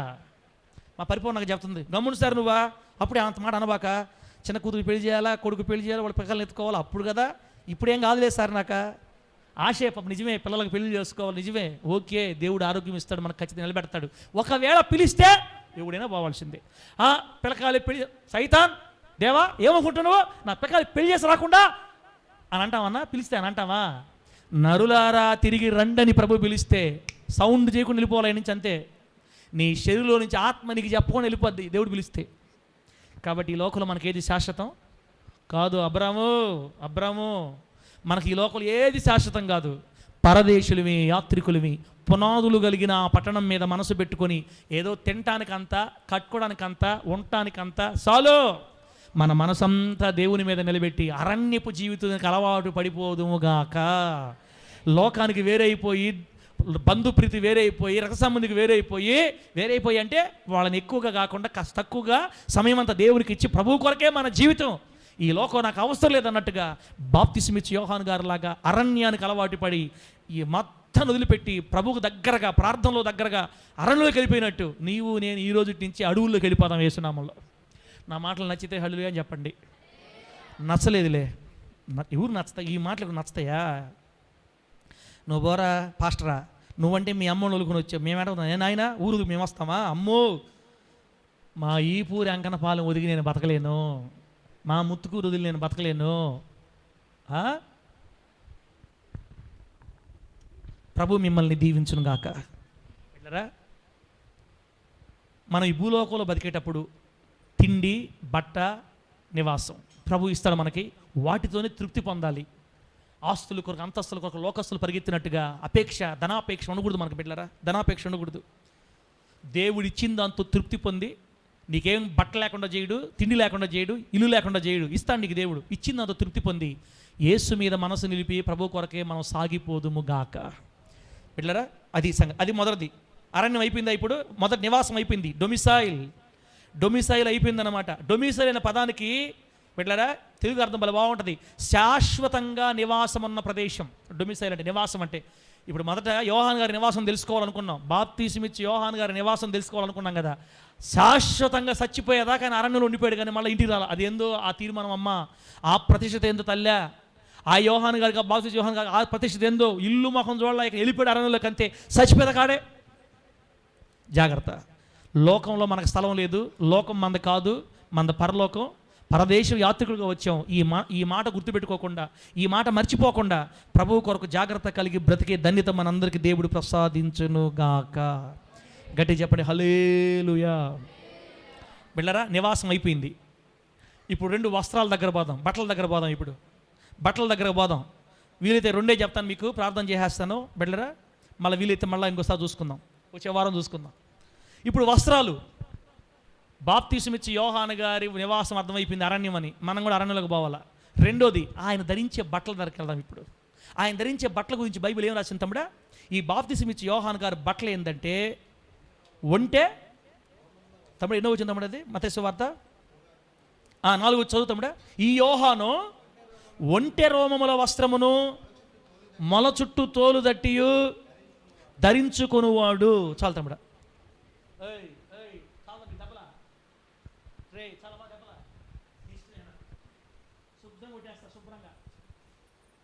శుభ్రంగా కొట్టేయటమే. వస్త్రాలు, క్రైస్తవుడా నీ వస్త్రాలు ఎట్లాగా ఉండాలో ఇప్పుడు దేవుడు మనతో మాట్లాడతా. జాగ్రత్తగా నీకు నిజంగా మనసు ఉంటే ఈ మాటలు నా సంగతి కూడా చెప్తాను మీకు. ఇప్పుడు బాప్తిస్మిచ్చి యోహాను గారి వస్త్రాలు 2 భాగాలు. అది ఒకటి పై వస్త్రము, కింద మనం చొక్కా అంటాం కదా. ఈ చొక్కా యోహాను గారికి ఏంటో తెలుసా? ఒంటె రోమములతో చేసిన వస్త్రం. ఒంటె రోమాలు, ఒంట్ల రోమాలు ఎట్టుంటాయి? పొట్టి పొట్టి పొట్టి పొట్టి, అది ఒక చిన్న గొంగళలాగా. ఏమనవుతున్నావా? గొంగళి, ఒంటె రోమములతో చేసిన గొంగళి. ఒక చిన్న దాన్ని ఏమంటారంటే బొంత అంటలా మనం, బొంత అన్నమాట. గొంగళి దుప్పట్లాగా అనుకోండి. ఒంటె రోమాలతో చేసిన దాన్ని పైన వేసుకునేవాడు, ఇట్లాగా కప్పుకునేవాడు. కింద ఇప్పుడు ప్యాంటు ఏంటో తెలుసా? మొల చుట్టూ తోలు దట్టి, తోలు ఏదో ఒక జంతువు తోలు ఎండిపోయిన తర్వాత దాన్ని తీసుకొని ఇట్లా చుట్టుకునేవాడు అనమాట. తోలు, జంతువు తోలు వాసన వస్తుందా, సువాసన వస్తుందా? చెప్పండి మీరు, ఎట్లుంటుంది? జంతువు తోలు, కొంతమంది కళ్ళు మూసేశారు, బిడ్డ జాగ్రత్త, మీ ఇష్టం. జంతువు తోలు లైట్గా దుర్వాసన వస్తూ ఉంటుంది. సరే, డబ్బు లేనోడా ఈయనేమన్నా చెప్పండి అన్న. యోహాను గారికి డబ్బు ఉందా లేదా? బాప్తిస్మిచ్చి యోహాను గారు వాళ్ళ నాన్న ఎవరు? ధనవంతుడు, యాజకుడు, పాస్టర్ కదా, మంచి డబ్బు. ధనవంతుని కొడుకు బట్టలు చూడండి ఎట్టున్నాయో. రాహేలక్క చూశారు కూడా రాహేలక్క. అమ్మ, బాప్తీసం ఇచ్చి యోహాను గారి బట్టలు, ఒక ధనవంతుడు కొడుకు అరణులు ఏ బట్టలు వేసుకుంటాడు చూడండి. పైన ఏమో ఒక దుప్పటి గొంగలు కప్పుకున్నాడట, ఒంటె రోమములతో గొంగలు కప్పుకున్నాడు. కిందేమో జంతు చర్మం, చర్మంతో చేసి తోలు గట్టి కట్టుకొని దట్టి నడుంకి దాని మీద ఏదైనా ఒక తాడు ఏదో వేసుకొని కట్టేశాడు. ఇంకా అదే ఆయన బట్టలు. నాకు తెలిసి ఉతికే పని కూడా లేకనా, నాకు తెలిసి వారంకి ఒకసారి ఉతుక్కుంటాడేమో దాన్ని. దేవుడు కృప చూపితే నేను కూడా రెండు గంటలు నాకు కూడా దొరికితే బట్టలు కొనే పనే లేకుండా పోద్ది నాకు కూడా. ఖర్చు లేని పని. అసలు ఆశ్చర్యం, యోహాన్ గారి వస్త్రాలు ఎన్నిట్టున్నాయి. అదే రోజుల్లో ప్రజలు, ఆ రోజుల్లో యేసుక్రీస్తు వారి కాలంలో ప్రజలు బట్టలు ఎట్టుండే తెలుసా? చెప్తాను చూడండి. లోకాసు వార్త 16:19 ఒక మాట రాయబడింది. ధనవంతుని గురించి రాసినప్పుడు ఉపమానంలో ధనవంతుడు వేసుకున్న బట్టలు ఎట్లా తెలుసు? ఊదా రంగు వస్త్రాలు. ఊదా రంగు అంటే రెడ్ పౌడర్, అదొక ఖరీదైన రంగు అన్నమాట. ఆ ఊదా రంగు పొడిని అమ్ముకునే వ్యాపారస్తురాలే లూదియా. ధనవంతులు మాత్రమే కొనుక్కుంటారు ఆ రంగు, కొనుక్కొని వస్త్రాల మీద పూసుకుంటారు అనమాట. అది రాజగృహాల్లో ఉండి కోట్లు సంపాదించి లక్షలు సంపాదించి ధనవంతులు మాత్రమే వాటిని కొనుక్కుంటారు. ఊదా రంగు వస్త్రాలు ధరించుకున్న వాళ్ళు ఆ రోజుల్లో ఉన్నారు. దేవునికి స్తోత్రం కలుగునుగాక. అంటే మిక్కిలి ధనవంతులు అనమాట. ఈ ఊదా రంగు వస్త్రాలు వేసుకున్న వాళ్ళని చూస్తే ప్రజలకు ఏమనిపిస్తుంది తెలిస్తే, ఆహా ఇతను బాగా డబ్బున్నాడు, కాస్ట్లీ, రిచ్ మ్యాన్, ధనవంతుడు కాబట్టి ఆ బట్టలు వేసుకోండి. ఊదా రంగు వస్త్రాలు ధనాన్ని చూపిస్తాయి, ఖరీదైనవి. శాస్త్రులు పరిసయ్యులు ఒక నిలువుటంగి వేసుకుంటారు ఆ రోజుల్లో. యేసుక్రీస్తు వారి కాలంలో పరిసయ్యులు శాస్త్రులు నిలువుటంగీలు ధరించి తమ చెంగులు పెద్దగా వెడల్పుగా చేసుకొని రోడ్ల మీద తిరుగుతుంటారు అనమాట. ఇది ఒక పెద్ద నిలువుటంగి, లంగోట. ఇది పాస్టర్లు మాత్రమే, శాస్త్రులు పరిసయ్యులు మాత్రమే వేసుకుంటారు, ఇంకెవరు వేసుకోరు వీటిల్ని. నిలువుటంగీలు. ఇది దేనికి సాదృశ్యమో తెలుసా? గర్వానికి సూచన. గర్వాన్ని సూచిస్తుంది అనమాట. మేము పాస్టర్లమి, ఈ డ్రెస్ చేస్తే మాకంటే మించిన వాళ్ళు లేడు, మేము చెప్తే మీరు వినాలా. గర్వం. నిలువుటంగీలు గర్వానికి సూచన, ఊదా రంగు వస్త్రాలు ధనానికి సూచన. పెట్టారా? ఆ తర్వాత లోకాసు వార్త 7:25 ఇంకో వస్త్రాలు ఉన్నాయి, సన్నపు బట్టలు అని. సన్నపు బట్టలు మెత్తగా ఉంటాయి, స్మూత్గా ఉంటాయి. ఇప్పుడు మన కాటన్ బట్టలు వేసుకుంటే ఎట్లా మెత్తగా ఉంటాయో అంతకంటే క్రేప్ బట్టలు వేసుకుంటారు కొంతమంది. క్రేప్ డ్రెస్సులు మీకు తెలుసు కదా, మెత్తగా, అంతకు మించిన మెత్తని వస్త్రాలు అనమాట. సన్నపు వస్త్రాలు అంటారు వాటిని. పిల్లరా, ఇది రాజగృహాలలో ఉండే రాజు కుటుంబీకులు వేసుకున్నారు ఈ బట్టలని. మెత్తని సుఖ వస్త్రాలు. ఇది హోదాకి సూచన, తమ స్థితికి సూచన, తమ స్థాయికి సూచన. ఆ సన్నపు వస్త్రాలు బయటకు వస్తే ఓహో వీళ్ళు రాజు కుటుంబంలో ఉండేవాళ్ళు అనుకుంటా. ఇతను ధనవంతులు అనుకుంటా. ఓహో వీళ్ళు నిలువుటంగిలు వేసుకుని శాస్త్రులు ఓరకే వాళ్ళ వస్త్రాలు వాళ్ళ స్థితిని చెప్పేస్తున్నాయి. ఆ రోజుల్లోనే ఈ వస్త్రాలు ఉన్నాయి. ఊదారంగు వస్త్రాలు వేసుకునే వాళ్ళు ఉన్నారు, సన్నపు వస్త్రాలు వేసుకునే వాళ్ళు ఉన్నారు, నిలువుటంగిలు వేసుకునే వాళ్ళు ఉన్నారు. పెట్టారా? అదే రోజుల్లో ప్రధాన యాజకుడు ఒక వస్త్రం వేసుకుంటాడు, అది సన్న నార వస్త్రం. ఇవి పవిత్ర వస్త్రాలు. నిర్గమకాండం 28:39 ప్రకారం సన్న నార వస్త్రాలు అన్నమాట. సన్న నార. ఇవి యాజకుడికి దేవుడు కుట్టమన్న వస్త్రాలు, పరిశుద్ధ వస్త్రాలు ఇవి. ఇలా ఊదారంగు వస్త్రాలు, నిలువుటంగీలు, సన్నపు బట్టలు, సన్న నార వస్త్రాలు, ఇలా రకరకాల విలువైన బట్టలు వేసుకుంటున్నటువంటి ఆ రోజుల్లో ఈరోజు మన కథానాయకుడు, దేవుడు మన ముందు పెడుతున్న గొప్ప దైవజనుడు, స్త్రీలు కనిన వారందరిలో మిక్కిలి ఘనుడు, గొప్పవాడు, అతని కంటే గొప్పవాడు ఇంకొకడు లేడని యేసుక్రీస్తు వారి చేత సాక్ష్యం పొందిన ఈ యోహాను గారి బట్టలు మాత్రం పైనేమో గొంగళి, కిందేమో చుట్టుకోవటం. ఎప్పుడైనా ఆలోచించారా తల్లి మీరా? ఎప్పుడైనా ఆలోచించారా? ఏంటి బట్టల్లో దాగి ఉన్నటువంటి ఆత్మీయత? ఏంటి బట్టల్లో మార్పు? ఎందుకు దేవుడు ఎన్ని మాకు నేర్పిస్తున్నాడంటే, బిడ్డలారా, ఆ దినాలలో ప్రజలు రకరకాల వస్త్రాల చేత తమను తాము అలంకరించుకుంటూ ఉండగా బాప్తిస్మ ఇచ్చే యోహాను మాత్రం దేవుని కోసం సమస్తాన్ని త్యజించి, బట్టల మీద కోరిక పక్కన పడేసి, బట్టల మీద ఆశ విసర్జించి, వస్త్రాల మీద మోజును తీసేసుకొని పేదల వస్త్రాలు ధరించడానికే ఇష్టపడ్డాడు. ఒంటె రోమాలతో నిండిన గొంగళి పేదవాళ్ళు వేసుకునే బట్టలు అన్నమాట. అవి మొరటు వస్త్రాలు. బిడ్డలారా, మొరటు వస్త్రాలు. మీకు ఈ మాట గుర్తొచ్చినప్పుడు ఇంకొక ఆయన గుర్తు రావాలి. మీకు ఎవరు తెలుసా? దైవజనుడైన ప్రవక్త అయిన ఏలియా. ప్రవక్త అయిన ఏలియా గారు కూడా పైన గొంగళి కప్పుకునేవాడు, కింద తోలు తట్టి ఆయన కూడా సేమ్. ఏలియా గారు ఏ బట్టలు కట్టుకున్నాడో యోహాను గారు కూడా అదే బట్టలు. అది నాకు అర్థం కాదు. అసలు వీళ్ళు దేవునితో ముఖాముఖిగా మాట్లాడగలిగిన స్థాయిలో ఉన్న ఈ దైవజనులు ఈ బట్టలు ఏంది? పేదవాళ్ళు బట్టలు వేసుకోవటం ఏంది? మొరటు వస్త్రాలు వేసుకోవటం ఏంది? మొరటు వస్త్రాలు వెళ్ళారా? ఒంటె రోమముల వస్త్రాలు, ఒంటె రోమముల వస్త్రము, గొంగళి లేదా తోలుదట్టు గురించి కొన్ని మాటలు చెప్పాలంటే, ఈ వస్త్రాలు మొరటు వస్త్రాలు, అలాగే పేదవారికి చెందిన వస్త్రాలు అనమాట. ఈ వస్త్రాలు ఏం సూచిస్తాయంటే చూడండి, ఇది నిరాడంబరమైన వస్త్రాలు అనమాట. నిరాడంబరత, ఆడంబరంగా ఉండవు, హోదాగా ఉండవు. అదే ఓదారంగ వస్త్రాలు చూసామనుకో డబ్బుకు సూచన, నిలువుటంగిలు చూసామనుకో గర్వానికి సూచన, సన్న వస్త్రాలు అనుకో రాజు కుటుంబీకులకు సూచన, సన్నపు నార వస్త్రాలు అయితే దైవజనులకు సూచన.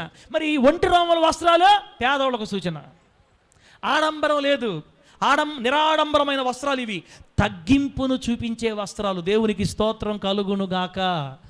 బాప్తీసమిచ్చి యోహాను గారు ధరించిన వస్త్రాలు ఏం చూపిస్తున్నాయి? తగ్గింపుని, నిరాడంబరత. దేనికోసం బతకాలి? దేవుడి కోసం బతకి ఎందుకు ఇదంతా? ఎందుకు పాప ఆయన మైండ్ నాకు అర్థం కాదు. చూడండి, తగ్గింపును చూపే వస్త్రాలు అవి. మూడో మాట, ఈ ఒంటె రోమల వస్త్రాలు తోలు తట్టి ఎవరిని ఆకర్షించవు. చెప్పండి, ఈ వస్త్రాలు ఎవరన్నా ఈ బట్టలు చూసి కొంటే అక్కడ బట్టలు కొనాలి అంటారా ఎవరన్నా?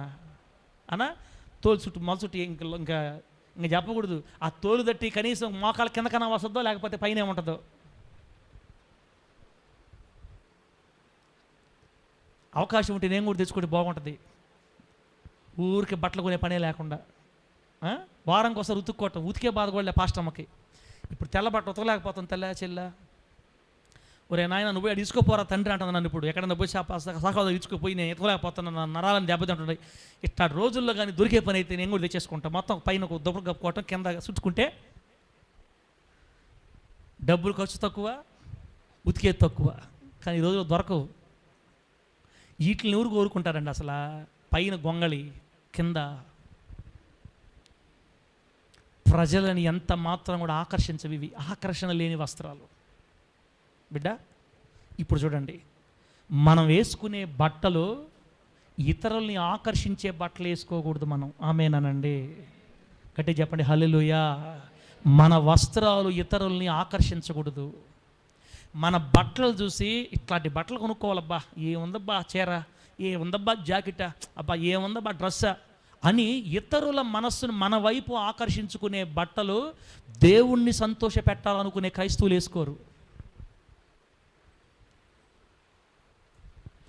మన వస్త్రాలు దీనత్వాన్ని చూపించాలి. మన వస్త్రాలు తగ్గింపును చూపించాలా.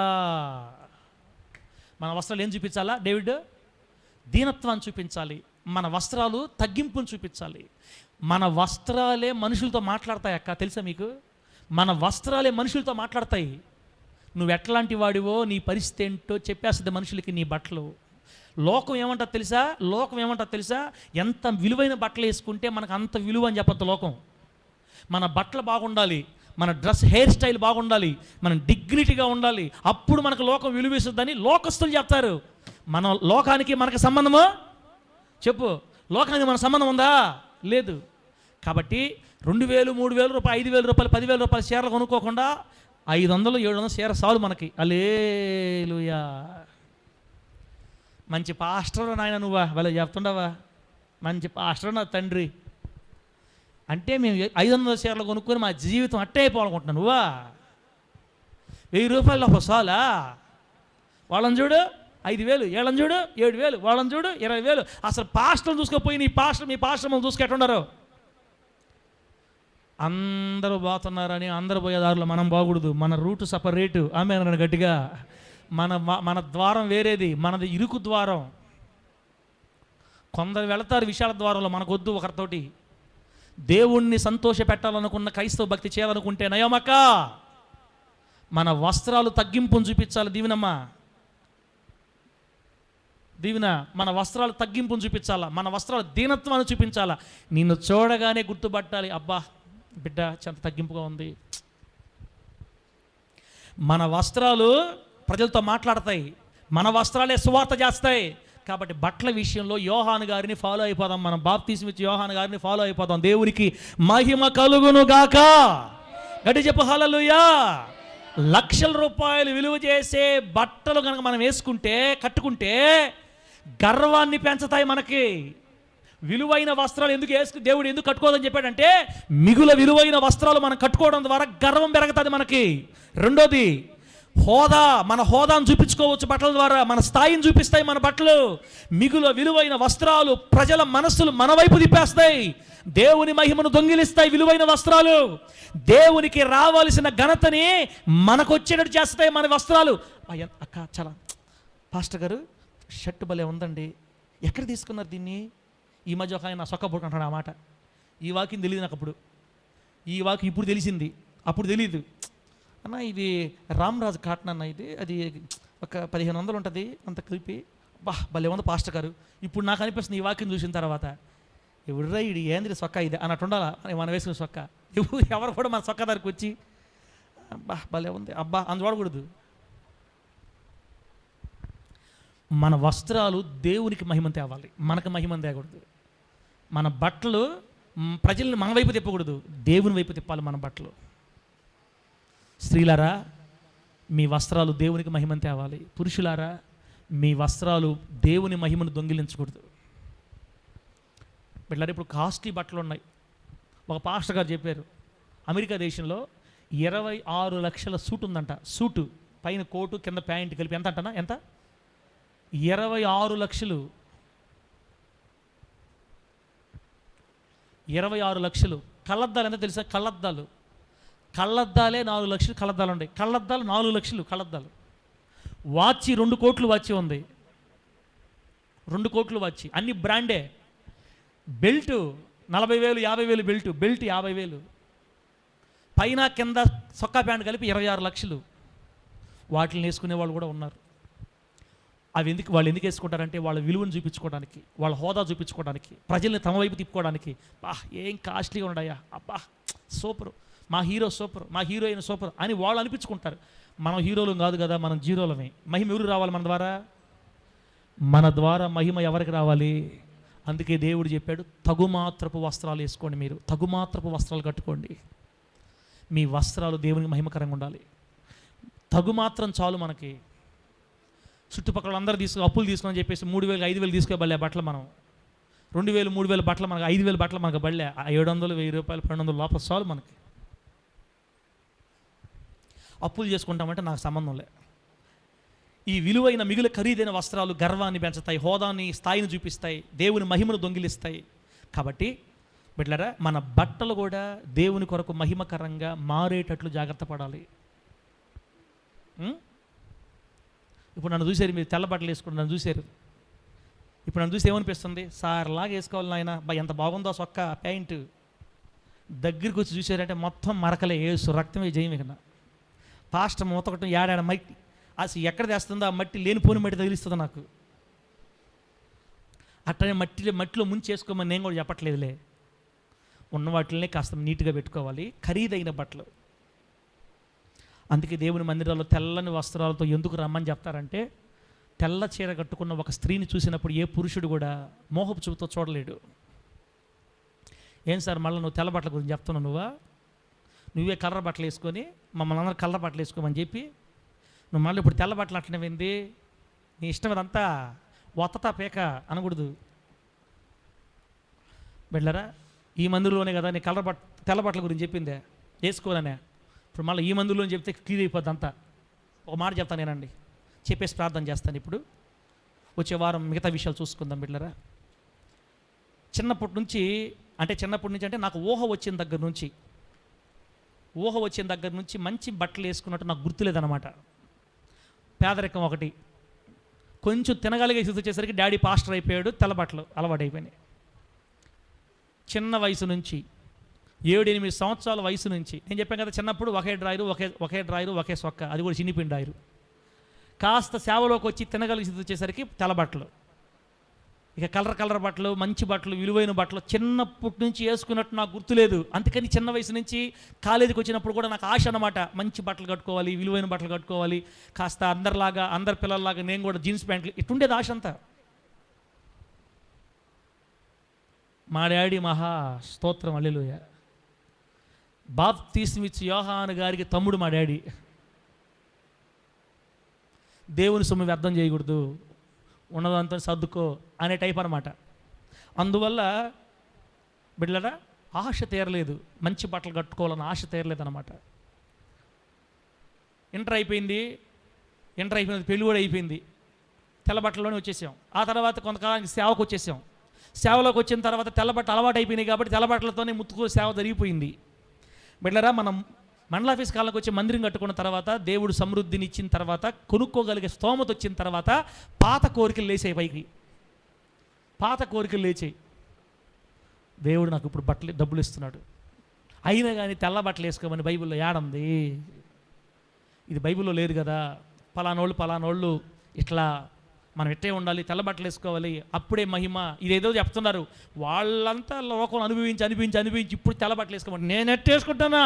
ఇది నా పరిచర్య, దేవుడు నాకు ఇచ్చింది, నేను ప్రభుతో లెక్క చెప్పుకుంటా, శుభ్రంగా ఇప్పుడు నా ఆశ తీర్చుకుంటా అని అనిపించింది మనసులో. బిడ్డలారా బాగా చెప్తాను నేనండి, కొంచెం నీట్గా మీకు అర్థమైపోదు. ఇప్పుడు చిన్న వయసు నుంచి అలవాటు లేదు, దేవుడు స్థాయిని ఇచ్చాడు, సొంతగా కొనుక్కోగలిగే కృపనిచ్చాడు దేవుడు. ఇప్పుడు అయినా వేసుకుంటే తప్పే ఉంది. ఈ తెల్లబట్టలు అనేది పలానా పాస్టర్లు చెప్పే విషయాలే కానీ దేవుడు చెప్పలేదు కదా. కాబట్టి నేను కూడా కలర్ బట్టలతోనే మంచి పరిచయం చేయాలి. తెల్ల బట్టలతో భక్తి చేస్తున్నారు అందరూ, నేను కలర్ బట్టల్లో చేసి చూపించాలి ఆ భక్తి అని నాకు ఆశ కలిగి, ఎంత అసహ్యం వేసిందంటే ఈ తెల్లబట్టల మీద. 23-25 సంవత్సరాలుగా తెల్లబట్టలే కదా. నా సమాధి మీద కూడా తెల్లబట్ట ఉండకూడదు అనుకున్న మనసులో నేను ఆ మధ్యకాలంలో. నా సమాధి మీద కూడా తెల్లబట్టలు ఉండకూడదు, అసలు కలర్ బట్టలే ఉండాలి అంటే వేసి ధరించుకొని కట్టుకొని విరక్తేసిపోయిన తెల్లబట్టల మీద అనమాట. నిజానికి నాకు తెల్లబట్టల యొక్క విలువ తెలియదు, చెప్పలా. ఏ దైవజనుడు కూడా మన ఇట్లా ఇదిరా, ఇది ఇట్టుండాలరా, ఇది ఉంటే ఇట్టుంటుందిరా, ఇది ఉంటే నాకు ఎవరు చెప్పలా. అందరూ వెళ్తున్నారు, వాళ్ళతో పాటు నన్ను కూడా రమ్మంటున్నారు. ఎందుకు వెళ్ళాలా అందరితో పాటు? నాకు తెలిస్తేనే వెళతా, ఒకరు చెప్పారని నేను వెళ్ళను. బైబిల్లో అసలు లేదు, నా దేవుడు చెప్పలా. స్టార్ట్ అయ్యాం. ఇంకా కొంటుంటే వారం రంగులతో వస్తుంటే ఇన్షర్ట్లు చేసుకుంటా, ఒకరు చూస్తుంటే ఇస్రాయల్ పాస్టర్ హీరోనా పాస్టరా ఎవరికి అర్థం కాల. నల్ల సొక్కాలు వేసుకొని గందరగోళం చేసేవాళ్ళే. మనం 2 సంవత్సరాలు దుమ్ము రేపేసామంతే, మామూలు కాదు. దేవుడు ఎంత నమ్మదగినోడు అంటే, బిడ్డ నీకు కలర్ బట్టల మీద ఆశ ఉందా కానీ చూడరా అని ఆయన కూడా బాగా హెల్ప్ చేసి ఏమేం కొనాలో బూట్లు, సూట్లు, గీట్లు, బాట్లు మొత్తం కొనిచ్చాడు దేవుడు. అన్నీ వేసుకోవడానికి ఆయన ఎంత ప్రేమ అంటే 2 సంవత్సరాలు ఓపిక బట్టి అన్నీ. ఈ 2 సంవత్సరాల్లో నాకు తెలిసింది ఏంటంటే, ఏ కూతుర్లైతే 12 సంవత్సరాల సేవలో దేవుని కోసం మొత్తం వదులుకొని సమస్తాన్ని త్యాగం చేసి సమస్తాన్ని వదిలేసి పాస్టమ్మలాగా వాళ్ళ అమ్మలాగా మొత్తం ఇక్కడ దాకా జాకెట్లు కట్టుకొని దేవుని కోసం నిలబడాలన్న అపేక్ష కలిగిన బిడ్డలు అందరూ ఎట్టయిపోయారంటే, ఈ దేవుడు తెలియదులే, నా ఒక్కడికే తెలుసు. నా కళ్ళ ముందే ముఖ్య వ్యాసాలు పెట్టుకొని పోలిరామలు అయిపోయారు. మళ్ళా నా కళ్ళ ముందే పోలిరామల్లా. ఇంక 2 రోజులు కానీ ఇంకొక సంవత్సరం కట్టాగా ఉన్నవా, మోరల పూలు పెట్టి సినిమా హాలు వచ్చేవాళ్ళు చర్చిలకి ఎక్కన మోరలు పెట్టి సినిమా హాల్కి పోయేవాళ్ళలాగా నా కళ్ళ ముందే భక్తి పరులైన ఆడపిల్లలు. నా కడుపులో కూడా ఇంత మంచి బిడ్డలు పుట్టారని అప్పటిదాకా ఆ బిడ్డల గురించి సంతోషించిన నేనే హీరోయిన్ అయితే నా బిడ్డలు ఇంకా హీరోయిన్లు అయిపోరా? ఇబ్బంది తప్పే ఉంది, తప్పే. సార్ చెప్తున్నా కదా, మనం ఏదైనా వేసుకోవచ్చు, ఏమైనా ఇబ్బంది లేదని చెప్పేసి పాప చంపుకున్న ఆశల్ని, కట్టుకున్న కోరికల్ని మళ్ళా ఇంత తగిలిచ్చేసి పోలిరాములు అయిపోయారు ఇక్కడ. ఎప్పుడైతే నేను వాళ్ళని చూశానో అప్పుడు నాతో దేవుడు మాట్లాడుతున్నాడు, రే కొడక ఇప్పుడు చూడు, ఒకప్పుడు నీ పెంపకం ఎలా ఉండేది, నీ బిడ్డలు ఎలా ఉండేవాళ్ళు, ఒకప్పుడు ఎంత మహిమకరంగా ఆడపిల్లని చూస్తే అసలు అబ్బా దేవుని బిడ్డ ఇలా ఉండాలనిపించేది. ఈరోజు నీ పిల్లలను చూస్తుంటే మోహపు చూపులు కలుగుతున్నాయి ప్రజలకి. నీ బిడ్డలు ఇప్పుడు మగవాళ్ళు దృష్టిలో పడుతున్నారు. నీకు ఇచ్చిన ఆ స్త్రీలు, ఆడపిల్లలు, సంతానం, కొడుకులు ఒక పక్క హీరోలు అయిపోయారు, కూతురులు ఒక పక్క హీరోయిన్లు అయిపోయారు. ఇదిరా నీ సేవ, ఇది సాధించుకున్నావురా 2 సంవత్సరాల్లో నువ్వు అని దేవుడు ఒక్కొక్కటి. అప్పుడు ఇంత కఠినంగా వాక్యం చెప్పలేకపోతున్నాం కలర్ బట్టల్లో. అట్ట కాదు, ఇట్టుండాలి మనం, ఇంత నమ్మకం చెప్పలేకపోతున్నాం. ఏదో ఇరుక్కుపోయిన ఫీలింగు. అసలు ఆ బట్టలకి ఈ వాక్యాన్ని పొంతనుంటంలే. ఓహో, నిక్కరమైన బోధ చేయాలన్నా, నిర్దోషంగా నిలబడి గద్దించి ఖండించి చెప్పాలన్నా కూడా కలర్ బట్టలు, టక్కులు, బూట్లు మనకు సపోర్ట్ చేయటంలా. అప్పుడు పెరిగింది మళ్ళా తెల్లబట్టల మీద ప్రేమ. ఈ తెల్ల బట్టల్లో ఇంత అమూల్యమైన కృప ఉందా? ఈ మహిమ గల మాదిరికరమైన వస్త్రాల్లో ఎంత గొప్ప ధన్యత ఉందా? అందుకు కదా కొంతమంది దీన్ని వదలకుండా వాళ్ళ సిద్ధాంతంగా పెట్టేసుకున్నారు. అందుకు కదా దీన్ని అందరూ వదలలేకపోతున్నారు అని మరలా కొత్త ప్రేమ చిగురించిందనమాట. అప్పటిదాకా అందరూ వేసుకుంటున్నారు, మా నాన్న వేసుకున్నాడు, కట్టుకోమంటాడని కట్టుకున్నాను, కానీ ఇప్పుడు నిజంగా ప్రేమించి కట్టుకుంటున్నాం. ఆమె నన్ను గట్టిగా. కొంతమంది అయితే ఏం సార్ పంచి కట్టుకుని అవసరం ఏంది, ఉరే ఏం జరుగుతుంది అసలు, ఎవరికేం అర్థం కాల. నేను చెప్తే కదా మీకు అర్థమైతే. పంచే కాదు, అవసరమైతే ఈ బాప్తీసు యోహాన్ గారి లాగా చుట్టుకోవటమే కిందకి మొత్తం మన చుట్టూ తోలు తట్టి. మన బట్టలు దేవుని చూపించాలి ప్రజలకి. అట్లాగని ఇప్పటికి కూడా కోట్లు వేసుకునే దైవజనుల గురించి ఒక్క మాట కూడా మనం మాట్లాడకూడదు. ఆమెనండి. కలర్ బట్టలు వేసుకొని సేవ చేసే ఏ సేవకుడి గురించి కూడా మనం వ్యతిరేకంగా మాట్లాడకూడదు. ఎవరి దారులు వాళ్ళవి, ఎవరి మార్గాలు వాళ్ళవి, ఎవరి సేవలు వాళ్ళవి. మనల్ని దేవుడు పిలుచుకుంది ఈ రూట్లో. దాని విలువ తెలియక వెనకడుగేసాం, కానీ తెలిసిన తర్వాత దూసుకుపోవటమే యేసునామములు అంతే. ఆమేనన్న గట్టిగా చెప్పండి హల్లెలూయా. ఇట్లారా మిమ్మల్ని నేను సరిగ్గా పెంచాలన్నా కూడా బట్టలు చాలా పనిచేస్తున్నాయి. మీకు సరిగ్గా వాక్యం చెప్పాలన్నా కూడా బట్టలు పనిచేస్తున్నాయి. అవి మాదిరి వస్త్రాలు. అవి ఆ స్త్రీని చూసినప్పుడు వ్యామోహపు చూపులు రావు అసలు. ఆడపిల్లని చూస్తే అదే మొత్తం తగిలించుకొని వచ్చి రింగులు వేసుకొని తలుకు వెలుకు చీరలు కట్టుకొని రంగురంగుల చీరలు కట్టుకొని వస్తే ఇక సెచ్చి కాదు, ఇది సినిమా హాల్ అయిపోద్ది. వ్యభిచారపు చూపులు అయిపోతాయి రాబోయే రోజుల్లో. గందరగోళాలు జరుగుతాయి సంఘాల్లో. ఎప్పుడైతే నాకు ఆ విషయం దేవుడు తెలియజేశాడో వెంటనే ప్రభు దగ్గర సమాధానపడి క్షమాపణ అడిగి, ప్రభువా నేను ఒకరు చెప్తే ఎన్నో నేను చూడాలా, నేను తెలుసుకోవాలా. ఇప్పుడు తెలుసుకున్నా. నీ మహిమ కోసం నేను సాగిపోతాను తండ్రి మరణం వరకు ఇలాగే అని. పిల్లరా ఈ మహిమకరమైన మాదిరికరమైన వస్త్రాల్లోకి మళ్ళా రావడం జరిగింది. ఆమేనన్న గట్టిగా. ఒకవేళ ఇలా తెలియకుండాగానుంటే దేవదూత చెప్పినా కూడా ఒప్పుకునేవాడు కాదు అసలు. నేను దేవదూత నువ్వు తప్పు చేస్తున్నావన్నా ఎందుకు చేస్తున్నావు చెప్పు అనేవాడిని, కానీ మారేవాడిని కాదు. అంత గట్టిగా తీర్మానం చేసుకున్నాం కదా. అయితే ఈ రోజున అర్థమవుతుంది బాప్తిస్మిచ్చి యోహాన్ గారు ఆ గొంగళి ఎందుకు కప్పుకున్నాడు. బాప్తిస్మ యోహాన్ గారు ఆ తోలు దట్టి చుట్టెందుకు కట్టుకున్నాడు. ఎందుకు ఇంత పేద వస్త్రాలు ధరిస్తున్న వీళ్ళంటే మన వస్త్రాలే సువార్త చేస్తాయి ప్రజలకి. మన బట్టలే ప్రజలు ప్రభుత్వం తీసుకొని వస్తాయమ్మా. మనం వేసే కాస్ట్లీ బట్టలు దేవుడి దగ్గర మనుషులు తీసుకురావు. వాళ్ళకు కూడా ఆశలు రేపతాయి. నేను కూడా కొనుక్కోవాలి, నేను కూడా కట్టుకోవాలి, నేను కూడా ఇది చేయాలి. నువ్వు లోకం వైపు తిప్పుతావు నీ బట్టల ద్వారా ప్రజల్ని. అదే మాదిరికర వస్త్రాలు అయితే దేవుడి వైపు తిప్పుతాయి. అలా తెలుసుకోవడానికి దేవుడు సహాయం చేశాడు. ఆ రోజు నుంచి మరలా లైన్లో పడ్డాం. ఇక ఎప్పటికీ లైన్లోనే వెళతాం. ప్రభు నామమునకే మహిమ కలుగును గాక. హేరోదు రాజు ప్రార్థన చేసుకుందాం. ఇక హేరోదు రాజు రాజవస్త్రాలు ధరించి ఉపన్యాసం చేశాడంట. అపోస్తల కార్యాలలో ఉన్నమాట. రాజవస్త్రాలు ధరించి ఉపన్యాసం చేశాడు.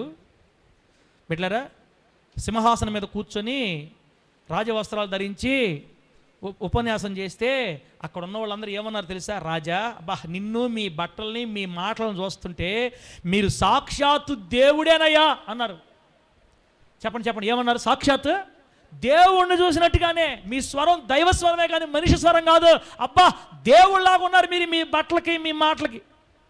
ఆడ వెంటనే ఏం జరిగింది తెలుసా? పురుగులు పడి చచ్చిపోయాడంట. అక్కడే స్పాట్లో పురుగులు పడి ప్రాణం విడిచాను. హేరోదు రాజు పురుగులు పడి చచ్చిపోయాడు. నిమిషంలో పురుగులు ఎట్టొచ్చినాయి. మన ఖరీదైన బట్టలు, మన కాస్ట్లీ మెయింటెనెన్స్, లేకపోతే మనం ధరిస్తున్న మన బట్టలు ప్రజలని దేవుని వైపు కాకుండా లోకం వైపు తీసుకెళ్తే మన కుటుంబాన్ని కూడా పురుగులు పడతాయి. బిడ్డ ప్రవక్త అయిన ఏలియా గారికి డబ్బు లేక, ప్రవక్త అయిన ఏలియా గారు ఎవరనుకుంటున్నారు మీరు? రాజులను గద్దించేవాడు, రాజులకే వాక్యం చెప్పేవాడు, రాజులే గడగడగడ ఒడిగేవాడు. ఆయన చూస్తే అంతటి స్థాయిలో ఉన్న ఏలియా గారు బట్టలు ఏం చెప్పండి? గొంగళి తోలు దట్టి. నా బాధ పరిశుద్ధాత్మ దేవుని కోరిక ఏంటంటే బిడ్డలారా, అట్టనే మీకు ఎప్పుడు చినిపోయిన బట్టలు కట్టుకోమని కాదు నేను చెప్పేది. మాదిరికరమైన తగ్గింపును చూపించే వస్త్రాలు, దేవుని మహిమని ప్రజలకు పరిచయం చేసే వస్త్రాలు. మన బట్టలు ఒంటి నిండా కట్టుకొని మందిరంకి వస్తే నిన్ను చూసిన వాళ్ళందరూ వందనాలు అక్క అని చెప్పగలగాలి, వందనాలు తమ్ముడా అనగలగాలి. మన వస్త్రాలు ప్రభును చూపించే వస్త్రాలు అయి ఉండాలి. ఖరీదైన బట్టలు, మిగులు విలువైన వస్త్రాలు, రకరకాలుగా ఫ్యాషన్ డిజైన్ షోలు, తలుకు బెలుకులు లోకసు సంబంధించినవి కానీ మనకు సంబంధించినవి కానీ కాదు. అసలు ఈ లోకం మనది కాదు, మన పరదేశం కాబట్టి కట్టుకోవడానికి అంత సరిపోయినంత బాప్తిస్మ యోహాన్ గారిలాగా ఆ బట్టల విషయంలో జాగ్రత్త తీసుకొని ప్రభు కొరకు మనము సాగిపోవుదుము గాక. గట్టి చెప్పండి హల్లెలూయా. కాబట్టి తెల్ల బట్టలు వేసుకోవాలా వద్దా అనే డౌట్ మీకు క్లారిఫై అయింది ఈరోజు. నేనైతే డిసైడ్ అయిపోయా, మళ్ళా ఇప్పుడు ప్రేమిస్తున్న హృదయపూర్వకంగా. ఒకప్పుడు బట్ట కట్టి ఎప్పుడెప్పుడు తప్పించుకోవాలనుకొని వేసుకున్నాను, కానీ మీకు ఎవరు తెలియదు సంగతులు. ఇప్పుడు హృదయపూర్వకంగా ప్రేమించి దేవుని వస్త్రాలుగా మనం ఎంచి వెళ్తున్నాం ముందుకి. దేవుడు నీతో కూడా మాట్లాడితే బిడ్డ బలవంతం వద్దు, హృదయపూర్వకంగా ఆలోచించి నువ్వు కూడా తీర్మానం చేసుకో. మన ఆహారం, మన వస్త్రాలు, మన నివాసం బాప్తిస్మ యోహాన్ గారి లాగా లోకంతో పోలిక లేకుండా, లోకంతో పొందుకు లేకుండా దేవుని కోసమే రోషంగా వేరు చేయబడి పవిత్రంగా ప్రత్యేకంగా బ్రతికి పరలోకం చేరుకొందుము గాక. కళ్ళు మూసుకోండి, ప్రార్థన చేసుకుందాం.